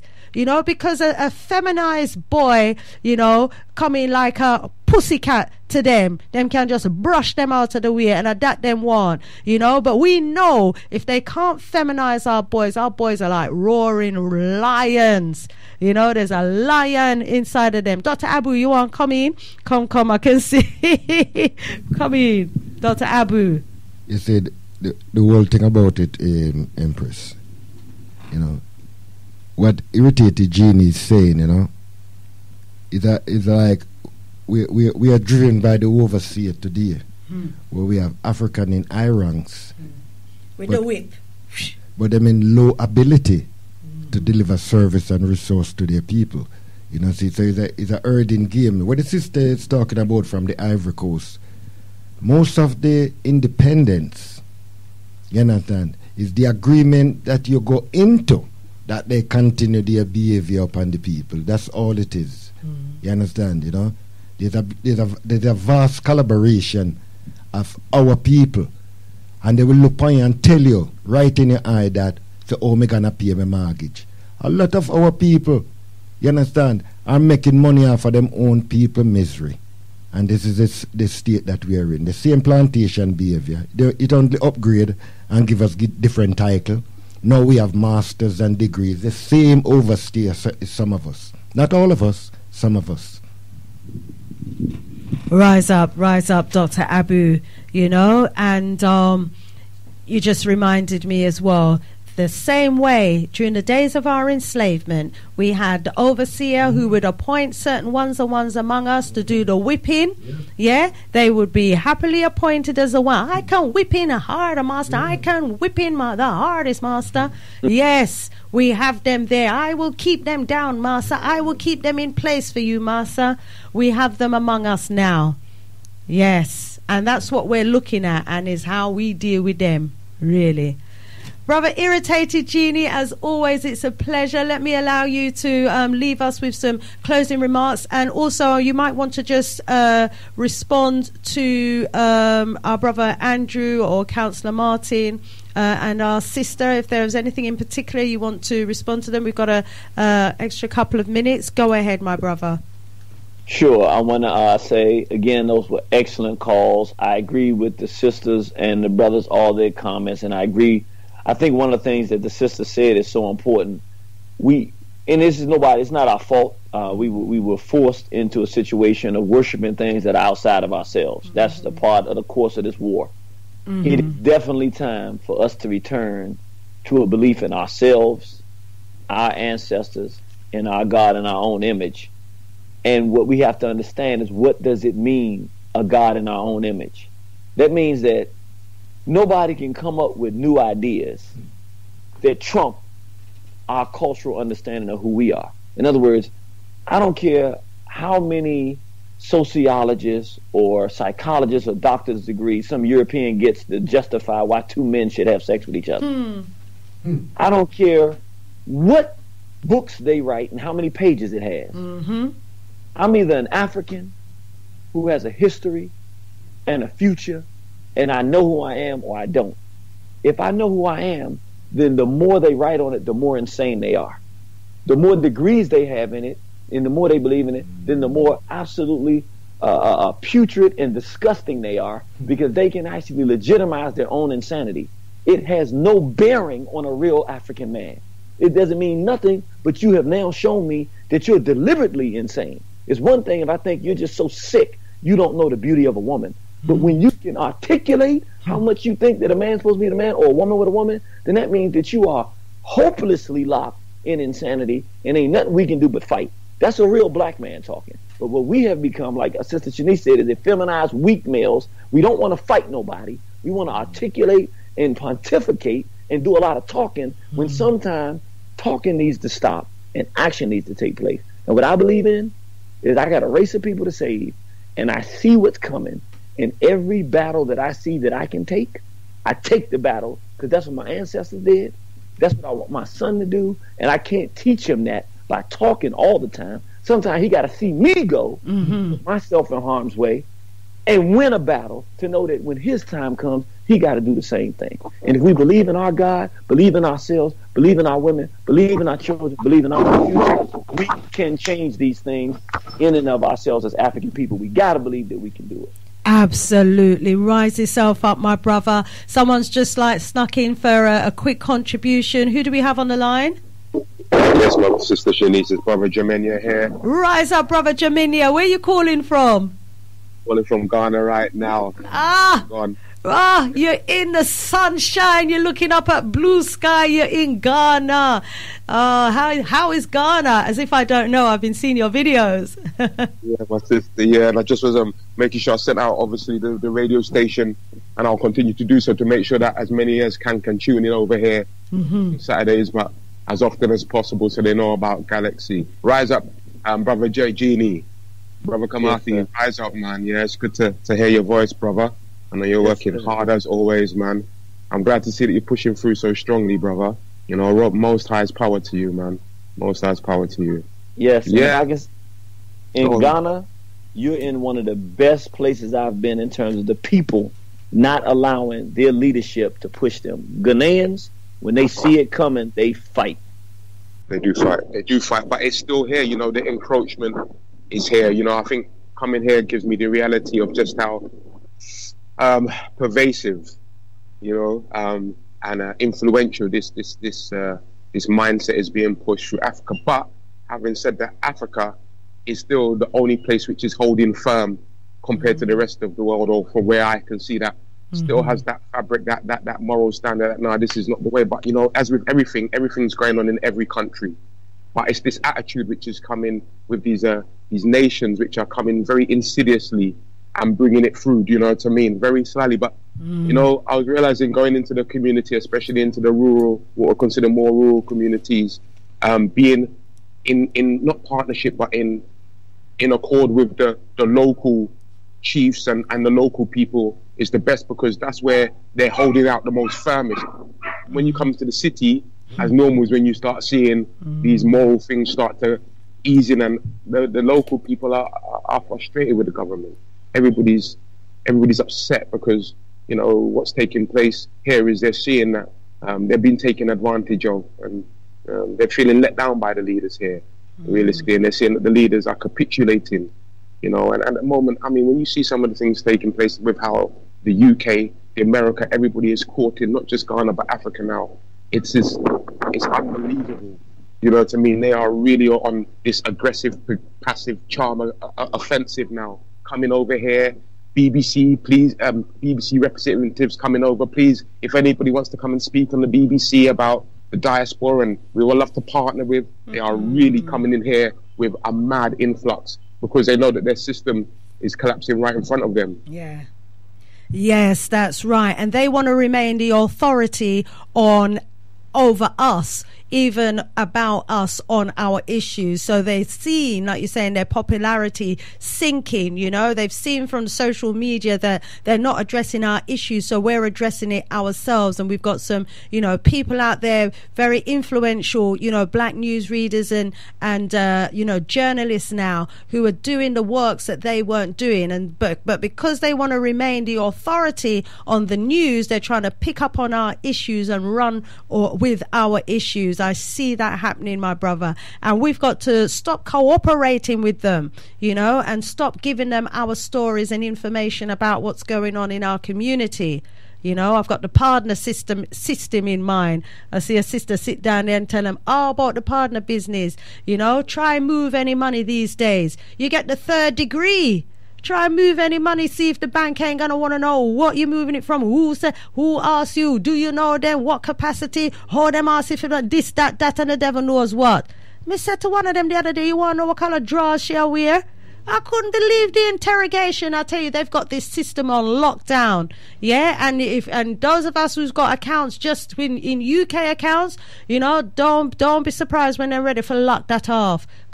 We see that with Northern Rock and everything, when the things collapse and everything, right? They'll do that. Definitely. And my sister, you know, Africa, and my people. All I can say is, what little bit of pounds and all you might have, or dollars, whatever, it can make such a big difference over here. When I talk about partner, can you imagine me? I run partner and kickstart it with a few pounds or something over here, and in the local community, how much it will benefit them and how much they want to do that as well. Yeah. You know, so for me, like when we come over here, it's very important that we go into the rural communities, because we need to go obviously and see our ancestral ways. That's key. Understand exactly what's the requirements, so as to honor our black God and our ancestors. And there's our power base there. Our power, it's all there. It's for us to go and meet up with our brothers over here, go and sit in the bush with them and the chiefs and talk. Yeah, and bring the value to it, because, you know, Wazungu's media and propaganda has been very effective in trying to devalue, you know, our culture and our spiritual practices and systems. And what we've got to do as the diaspora now, you know, is use our influence as well to big it up, you know, and to promote it, so that, you know, it doesn't die with the generations that die, but that it survives it. Yeah, it's so true, my brother. You know, you're doing a great works out there. We're only going to be able to, sorry, Sister Shanice, to cut you. Let me just, because I know you might be familiar, but we're only going to be able to survive if we go and adhere to our African ways, mores, traditions. That's the only way that we're going to be able to counteract this European witchcraft. Definitely hear you on that, my brother. And earlier in the show we were talking about forming cooperatives as well, and that's going to be, you know, got to be part of our economic way forward. You know, we form the cooperatives, like you were saying, if we pull together and we do the partner type systems, if nobody takes their partner, we got the money, you know, to set up a good business in Africa, because like you said, a little go a long way. So, you know, if it's even 10 people come together to form that cooperative and be pooling their funds. Sorry, my brother, go ahead. And the chiefs will invite us if we hold ourselves right. There is land that we can get. Obviously, you know, nothing comes for nothing. That's the reality. But, you know, people talk about Africa being corrupt and all of this kind of stuff, you know, on the lower levels. But what I can see is, imagine that you've been in an environment where you've been oppressed, totally watched over for hundreds of years.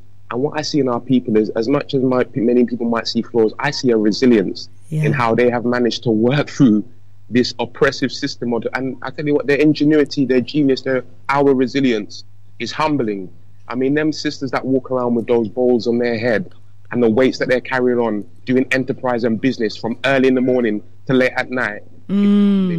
There's nobody else in the world that is as strong as the African woman. I'm sorry, that's full stop. I see that as well, my brother. I'm telling you, when it comes to corruption, what we have to remember as well is that the vast majority and amount of the corruption is taking place at the top of the pyramid among those leaders who are getting, you know, the millions and the billions from around the world. That's where the corruption is happening. But the vast majority of the people, like you said, you know, they're hard-working, resilient people. The African woman will get up at 4 o'clock in the morning. She will go to the farm to tend to those vegetables and the fruits that she's planted, and she'll come back from the farm and she'll prepare the breakfast for the family. She'll prepare the children, take them to school. She'll come back, she'll do the work around the house and the yard, or she's out there selling the vegetables, collect the school, bring them back to the vegetable stall that she has, and at the end of the day take them home, put them to bed, may even come back out again to sell more at night again to put food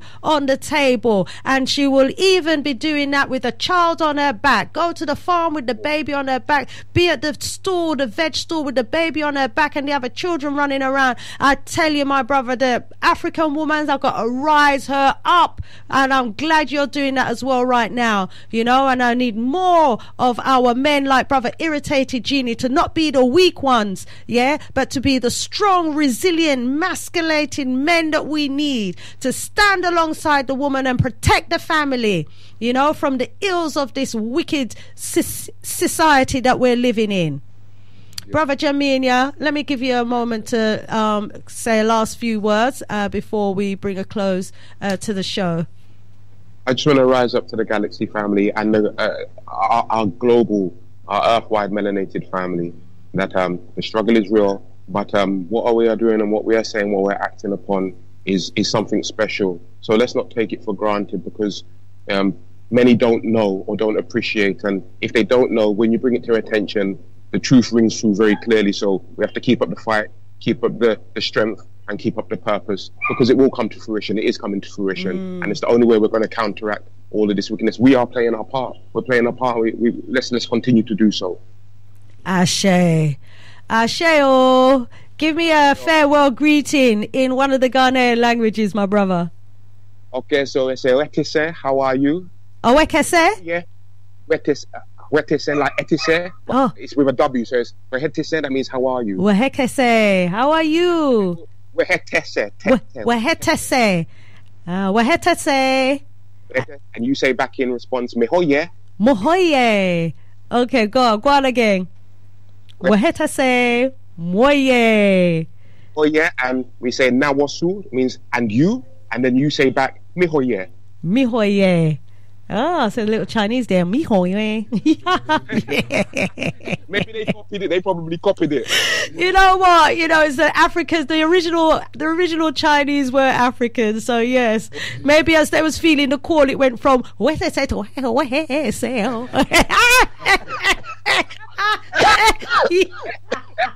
make irritated cough. Rise up, brother Jaminia. Oh, Odabo. Voodoo power, more voodoo power to you and the Ghanaian brothers and sisters out there. One love. One love to brother Jaminia. Thank you. Rise yourself up for calling in.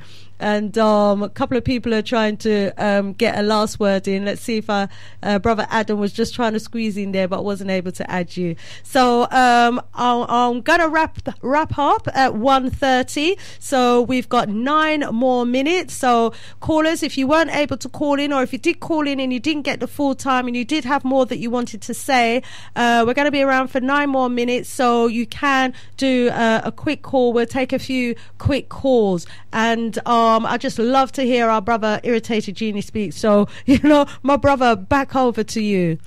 Yes. What I'd like to ask to help us help our people, the socialarchitects26.com. If everybody could go to that, that's social architects with an S on the end, architects, socialarchitects26.com. if people could go there, look at our website and the services we're offering, because we know that the African continent is going to need, not just the African continent, but the Caribbean, all around the world, where our people are facing this. They're going to need legal support, and we have that. They're going to need cultural support. They're going to need curriculum adjustment to African-centered their curriculums internationally. We provide a substantial amount of services, and we have access to people like Sista Shanice and other fantastic people around the world that we're tooling ourselves to offer the services that African nations and the African world community needs in this modern context. And because you all are so international there, we would ask that you take a look at the website and let the influential people know in the African nations that need these type of services. See what's happening. Let them know about us so that we can get on the ground in these different places and work with either the governments, the communities, the chiefs, whoever it would be, to really get on the ground and help. We've been doing some great work in Botswana. We've been doing some great work in South Africa. We've been doing some great work in Zimbabwe and Ghana. But we would like to, get people to see what we offer and get an opportunity to come out and do more so that we can really win this battle. Rise yourself up, my brother. Thank you so much. I've had a few callers that were trying to call in, but unfortunately it seems your line is blocking me from adding the calls. So, but I just want to thank you so much. People want to interact with you. People are calling in wanting to speak with you, my brother, but it's a problem with the system that's preventing me from adding them. But yes, keep up the great works. We need to take a look at that website, see what resources and materials is available, find out what services is being offered, so that when we do go to Mama Africa, at least we know where they can get, African-centered curriculum material from, where they can get access to, legal advice on international issues that can protect them when they come under attack. Rise yourself up for the great works, my brother. Thank you so much for getting up at 5 in the morning or so EST time to join us. We so appreciate love you. Thank you.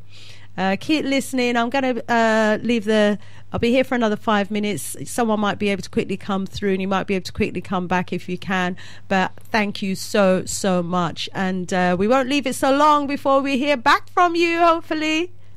You call on me. I'm here. Love you, brothers and sisters in the UK and worldwide, and we'll be talking to you soon. Straight to the we love you too. More love, more power, more voodoo power. Back at you, my brother.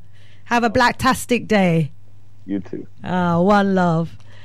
Yes, I like that one there, Dr. Abu from our sister in Botswana. Blacktastic. She calling us. I say, how are you? She said, I'm blacktastic. Blacktastic. Me say, yeah, mama, like that one there. Me hear brother Jack Iron this morning about the voodoo power. Me say, I like that one too. Some more voodoo power. Have a blacktastic day to all of our listeners out there. Dr. Abu, a last word from you in this part of the segment of my show. I want to rise up to Brother Kidi Wado, LIB radio over there in the United States. We have some link up yesterday.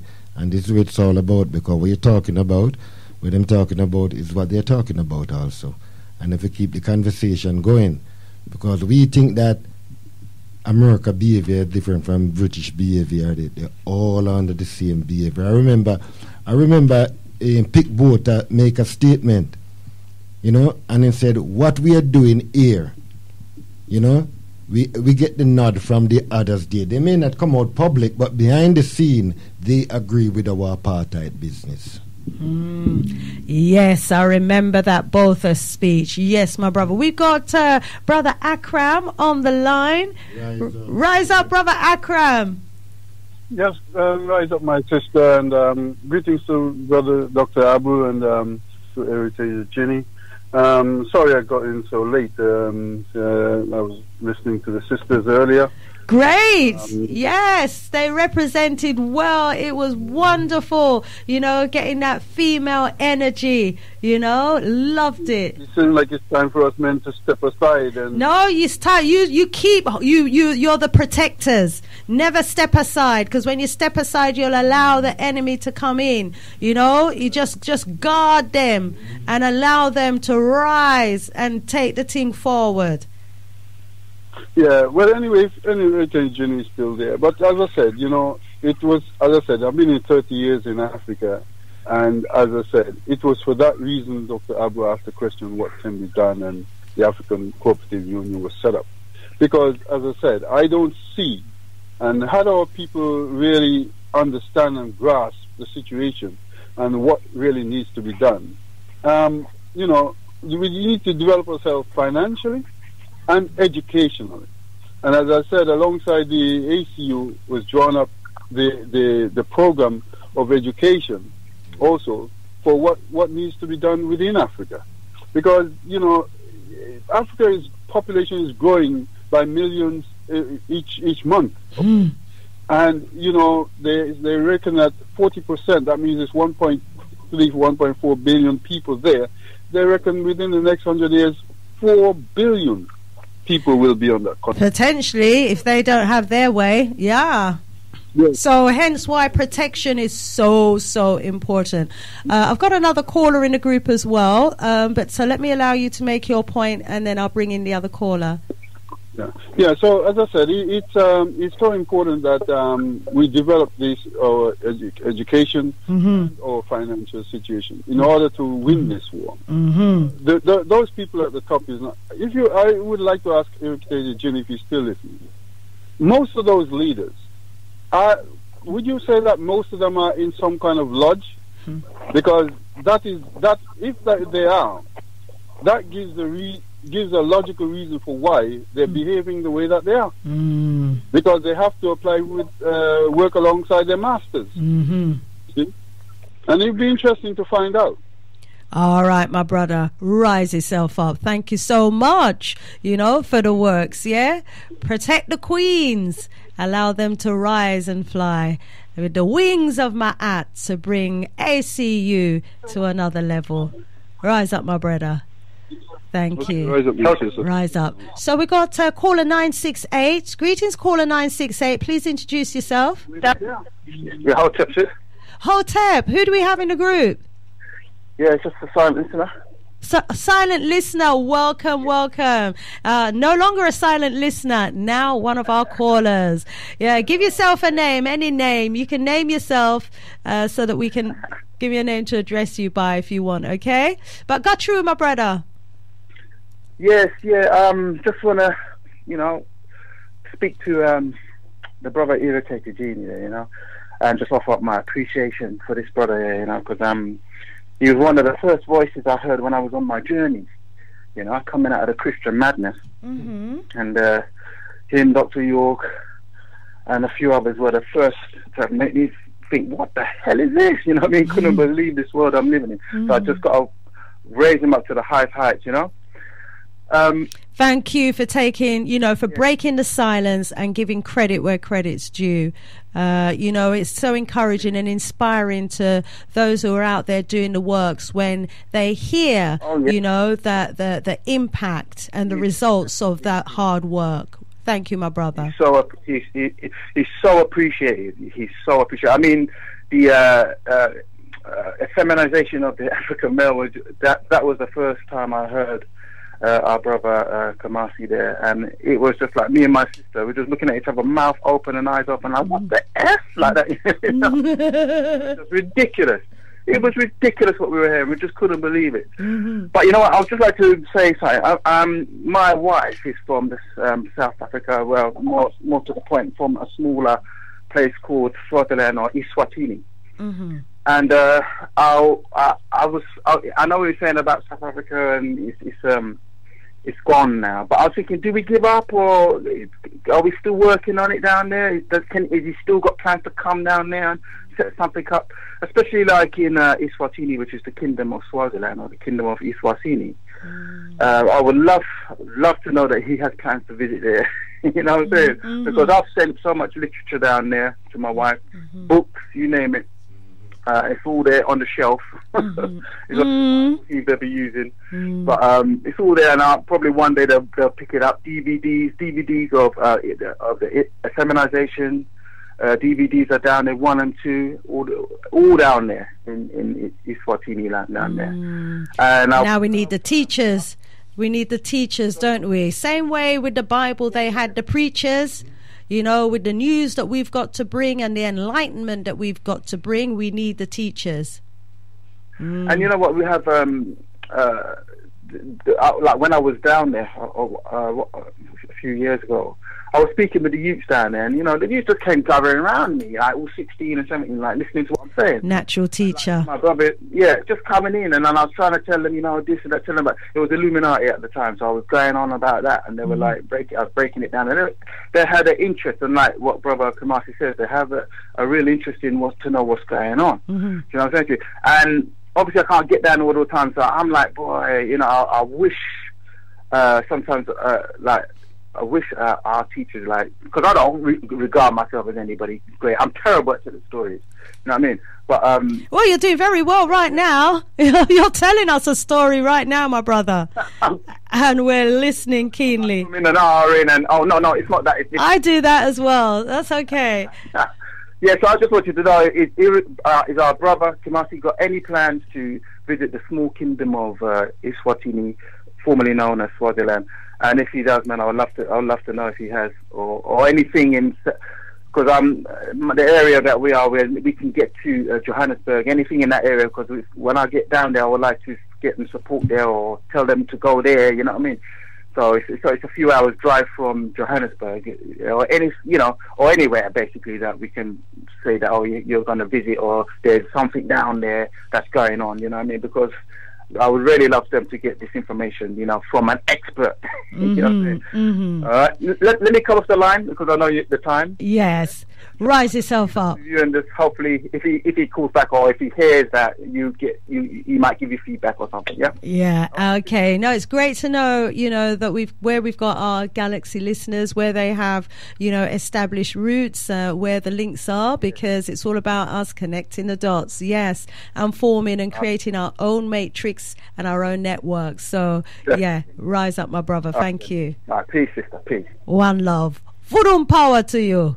Hey.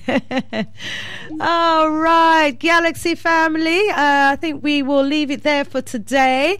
I want to thank all the callers. I want to thank all the callers that called in today. I want to thank all the silent listeners who were listening but didn't call in. I hope you found the show informative, and I hope that the messages that we have been putting across to you today didn't fall on deaf ears, but that you will take those messages and share it with your family and friends, that you will have the sort of conversations that we're having here on this community talk show with your family, friends in Jamaica, Africa, or wherever they are in the world. You know, let's not forget our French speaking and Spanish speaking African brothers and sisters as well. We need to be able to reach them and find ways of communicating with them as well. We have a huge job to do as a people, and I want to thank everybody that's involved in this really important journey, whatever capacity that you are in, you know, working towards the advancement and the upliftment of us as a people.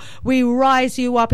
As you've heard from the discussions today, on an economic level, we've got our works to do. On a spiritual level, we've got our spiritual journey and works to do. You know, on a cultural level, and protecting our culture and what we stand for and who we are as a people, we've got our works to do. And there's a works for each and every one of us. Let's not allow this huge heavy burden to rest on the shoulders of a few. You know, let's share the works and share the burden, so that each and every one of us, you know, can do what needs to be done without getting burnt out.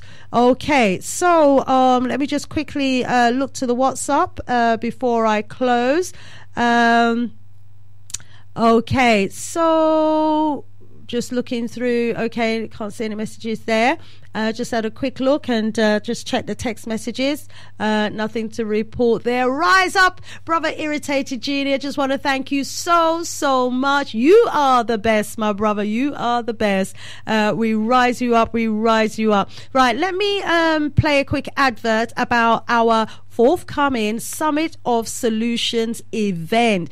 It's a date for your diary. We're going to be continuing the discussion around building cooperatives within our community. There are some great potential business initiatives on the table that we're being asked to consider. So, you know, we need to come together as cooperatives and to consider those. And we're going to be finding out, you know, on practical terms how we could be, you know, establishing links with the mama land. Okay, it's time we started connecting the dots and joined up, you know, economically, and take advantage of the fact that we are now a global people. Yes, we're scattered all over the world, you know, as we were back in the days. Well, now we need to make this work for us globally, this global scattering, we need to make it work for us economically and financially. Okay, that's what the Wazungus have done. Basically, wherever they are in the world, they form their businesses and they support each other's businesses. They work with each other's business. They do business with their people.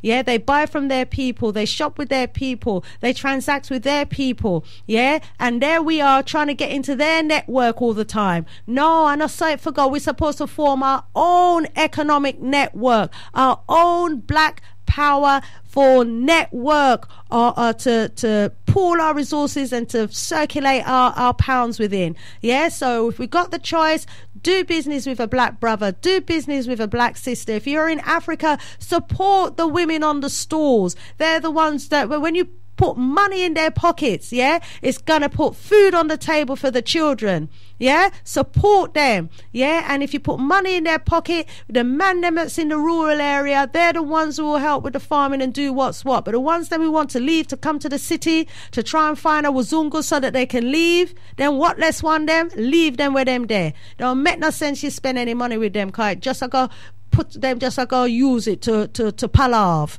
cause so them steer.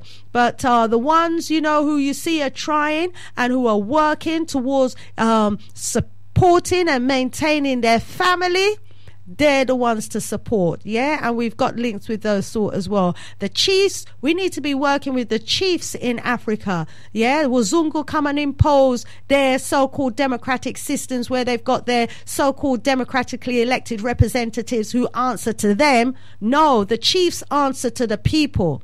Yeah, it's the chiefdom system that we need to be working through and recognizing in Africa as part of our global African economic network. Yeah, so we've got a work to do. We've got to start, you know, changing the way that we see things. This world is a huge deception, you know, and the image that they're giving us through their media and their films and their propaganda to try and, you know, socialize us and condition our thinking and indoctrinate us with their slackness and their nastiness and what they're trying to do to normalize their sordid behaviors. You know, we need to put our gates up, put our barriers up, and protect ourselves and our culture. European, do what they want to do. For them culture, for them lifestyle, goes back to the Roman days and before, you know, the way they like to interfere with little boys, have sex with little boys and all them kind of something there, you know, and bestiality and homosexuality. I fit them thing that go back centuries. Yeah, but as our brother Irritated Genie, you know, very eloquently and very articulately, you know, explained to us, I know we that when you go back in our history, it's about the man, the woman, and the child. And nothing in our history was more important than that union. Okay? And that's what we've got to get back to. The beautiful black queen with a handsome black king producing beautiful young princes and princesses in their own image. That's what we've got to hold up and protect and look after, no matter what this Western society throws at us wherever we are in the world. As our brother said to us, that whether we're here in the UKKK or whether we're in the United Snakes of America or whether we're on, you know, in one of those borders that was drawn, you know, on our continent at the Berlin Conference, wherever we are, these people are there trying to manipulate and destroy us as a family unit. And that's what we've got to protect, because that's where it all starts from. So rising up the family, all of those who are part of a beautiful African family, rise yourself up. We look forward to seeing you on the 15th of March. Taking this little advert here. Solution. Our purpose and intention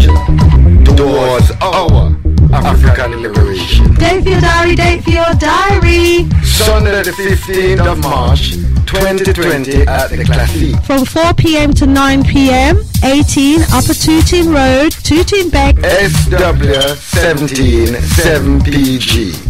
And the main theme for our Summit of Solutions meeting is going to be about diaspora economic opportunities in Africa. The Russians are having Russia-Africa Summit. The Chinese are having their China-Africa Summit. The Europeans are having their European-African Summits. The UK-Africa Summit. We need to have our Diaspora Africa Summit as well. Summit of Solution is no illusion. Sunday the 15th of March 2020 at the Classique. That is our own purpose and intention. SOS, SOS. I am sending out a SOS to save our sons, save our sons. I am sending out a SOS, mother to mother. What's going on? They're killing our brothers, yes, destroying our sons.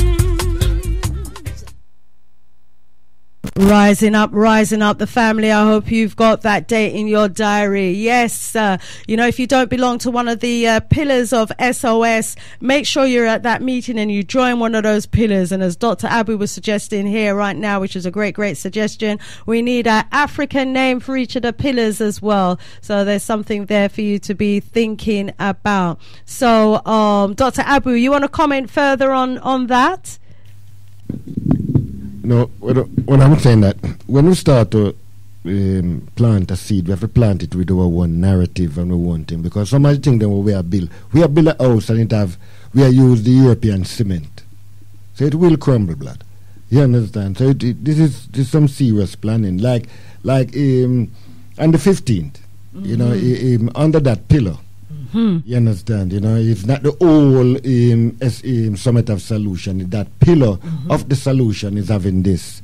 You understand? So this zone and the people have more clarity to where they're coming. You understand? Maybe next time communication will do something. Be the lead. Yes. And this is what we have to understand. Yes, to give time to each of the pillars.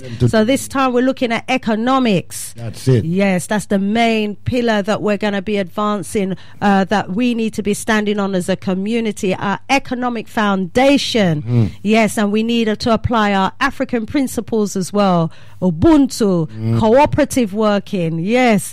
And yes. So we're going to be developing that. I like that, Dr. Abu. Rise yourself up. So Sista Shanice has been in the house since 10 a.m.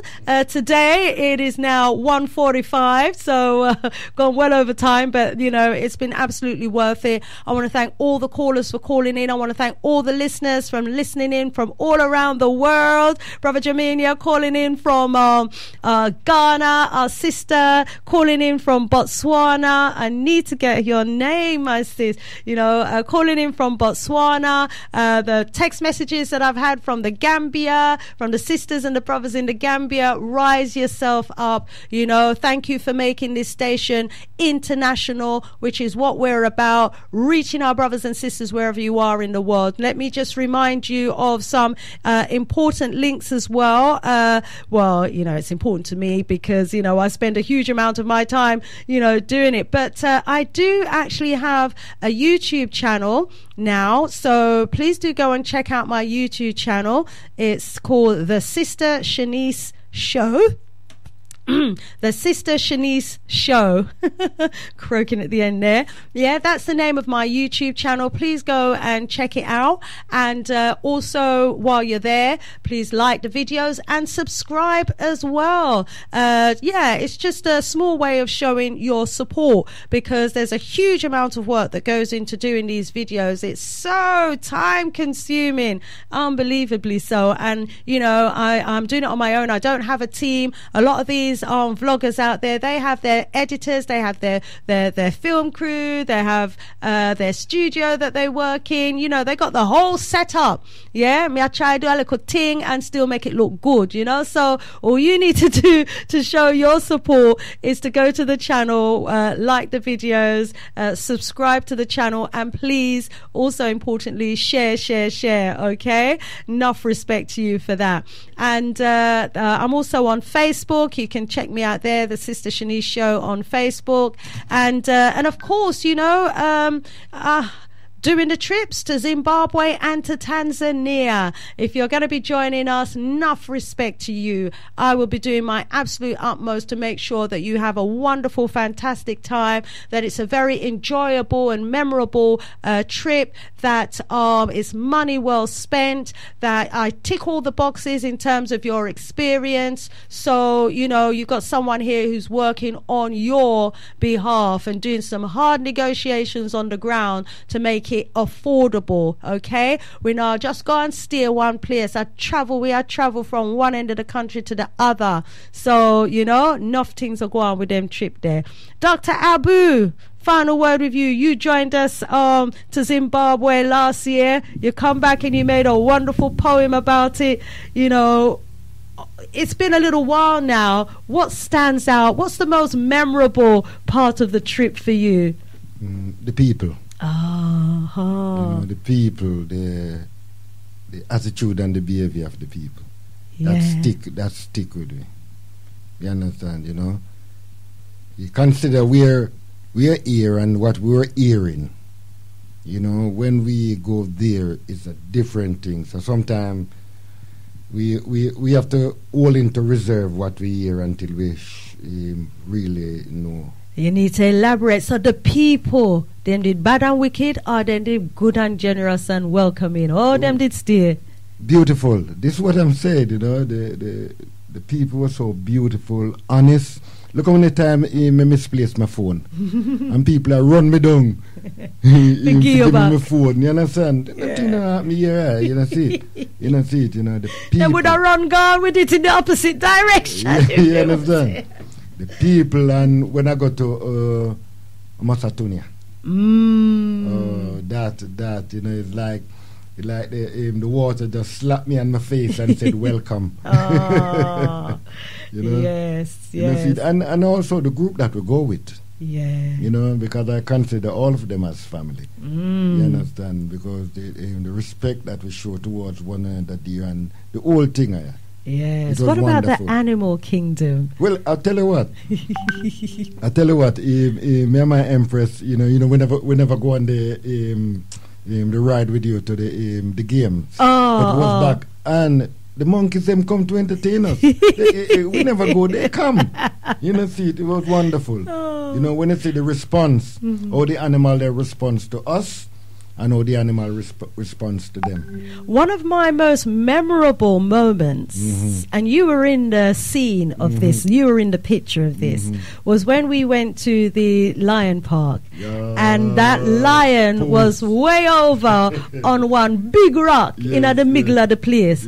And you put up your camcorder over above the fence. And me see from where him was, him look at the camcorder going up over the fence, then him come down right up to the fence. If it wasn't the fence between you and the lion, you would have just take one step and the lion is right. He come right down at your feet, and I tell you, the lion give us some paws.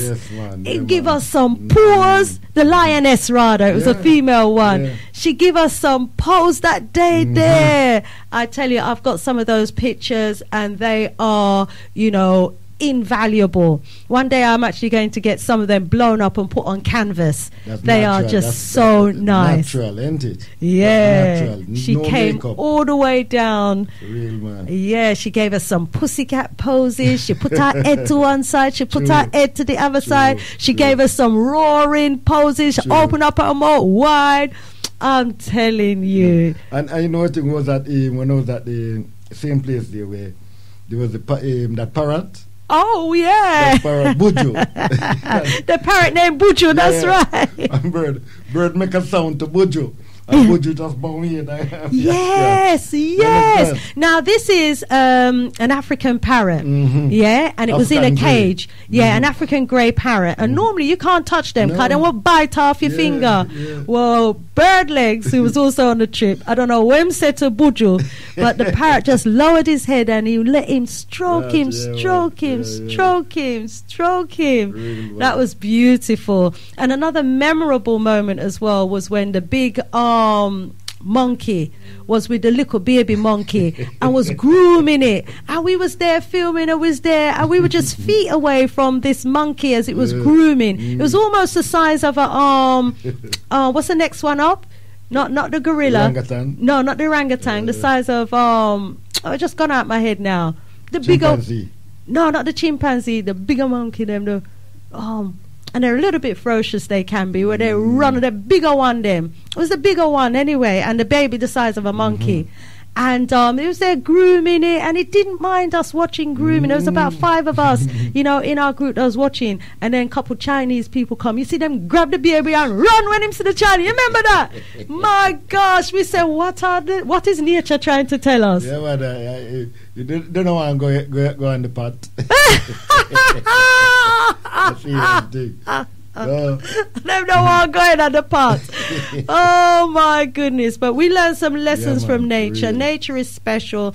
Nature is beautiful. And as well as the people as well, some of the most memorable moments for me involved nature. Oh, the arts. Oh my days. Artists. The masterpieces. They will carve an elephant the size of an elephant. They will carve a giraffe the size of a house. The thing to Shanice is to see that sister from America that come in a wheelchair and go back pushing her luggage in the wheelchair. That's our next thing. Yes. Oh no, one of the brothers that came with us in 2018. Yeah, he was actually registered with a disability. Yeah. And so bad was the crippling effect of his disability. They wanted to give him new knee, new shoulder, blah blah blah, hip replacement. Anyway, he saw one of the African physicians, natural homeopathic physicians while he was there. And a man look at him and look at him and look at him and look at him and give him a remedy. He said within 3 days of taking that remedy, him sure so him a punch like boxer, or him a move now. And a brother talked to the other day who say Lincoln say, yeah man, him all around cross the road now. And that man had been bent up for over 10 years. When I tell you there's healing and there's people with the knowledge of the healing in Africa. Some of us need to, instead of stay here on the medication which is killing them, they need to go to Africa and find the healing. And a lot more of us are doing that. But yes, Dr. Abu, some memories. And of course, one of the biggest ones for me is my moment when I was feeding the elephant. And that still is one of my my profile pictures. Yeah, up close and personal with the elephants. I'm looking forward to the trip again this year to Zimbabwe and also to Tanzania. Looking forward to it so much. So you've got about 9 more days, family, to catch the early bird offer. Okay, so if you haven't already got your application in for your trip to Zimbabwe or to Tanzania, you've got 9 more days to grab it at the early bird price. And the email address that you'll need is starlightglobalevents@yahoo.co.uk. That's starlightglobalevents@yahoo.co.uk. Or you can go to the website www.starlightglobal.co.uk. Alrighty, so me that I put in the works. I'm paving the way to bring our family back home.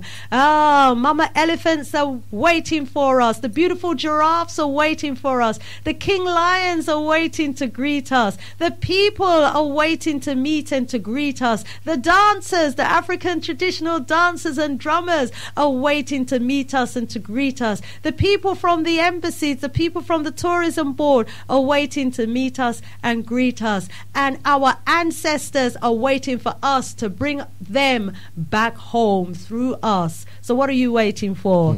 So, family, 4 minutes away from the top of the hour, I'm going to finish off with this track, which is 4.5 minutes long. This track is called Cucumber to the World by Macca D. Rising up our brother Macca D for the works as well. Cucumber to the World.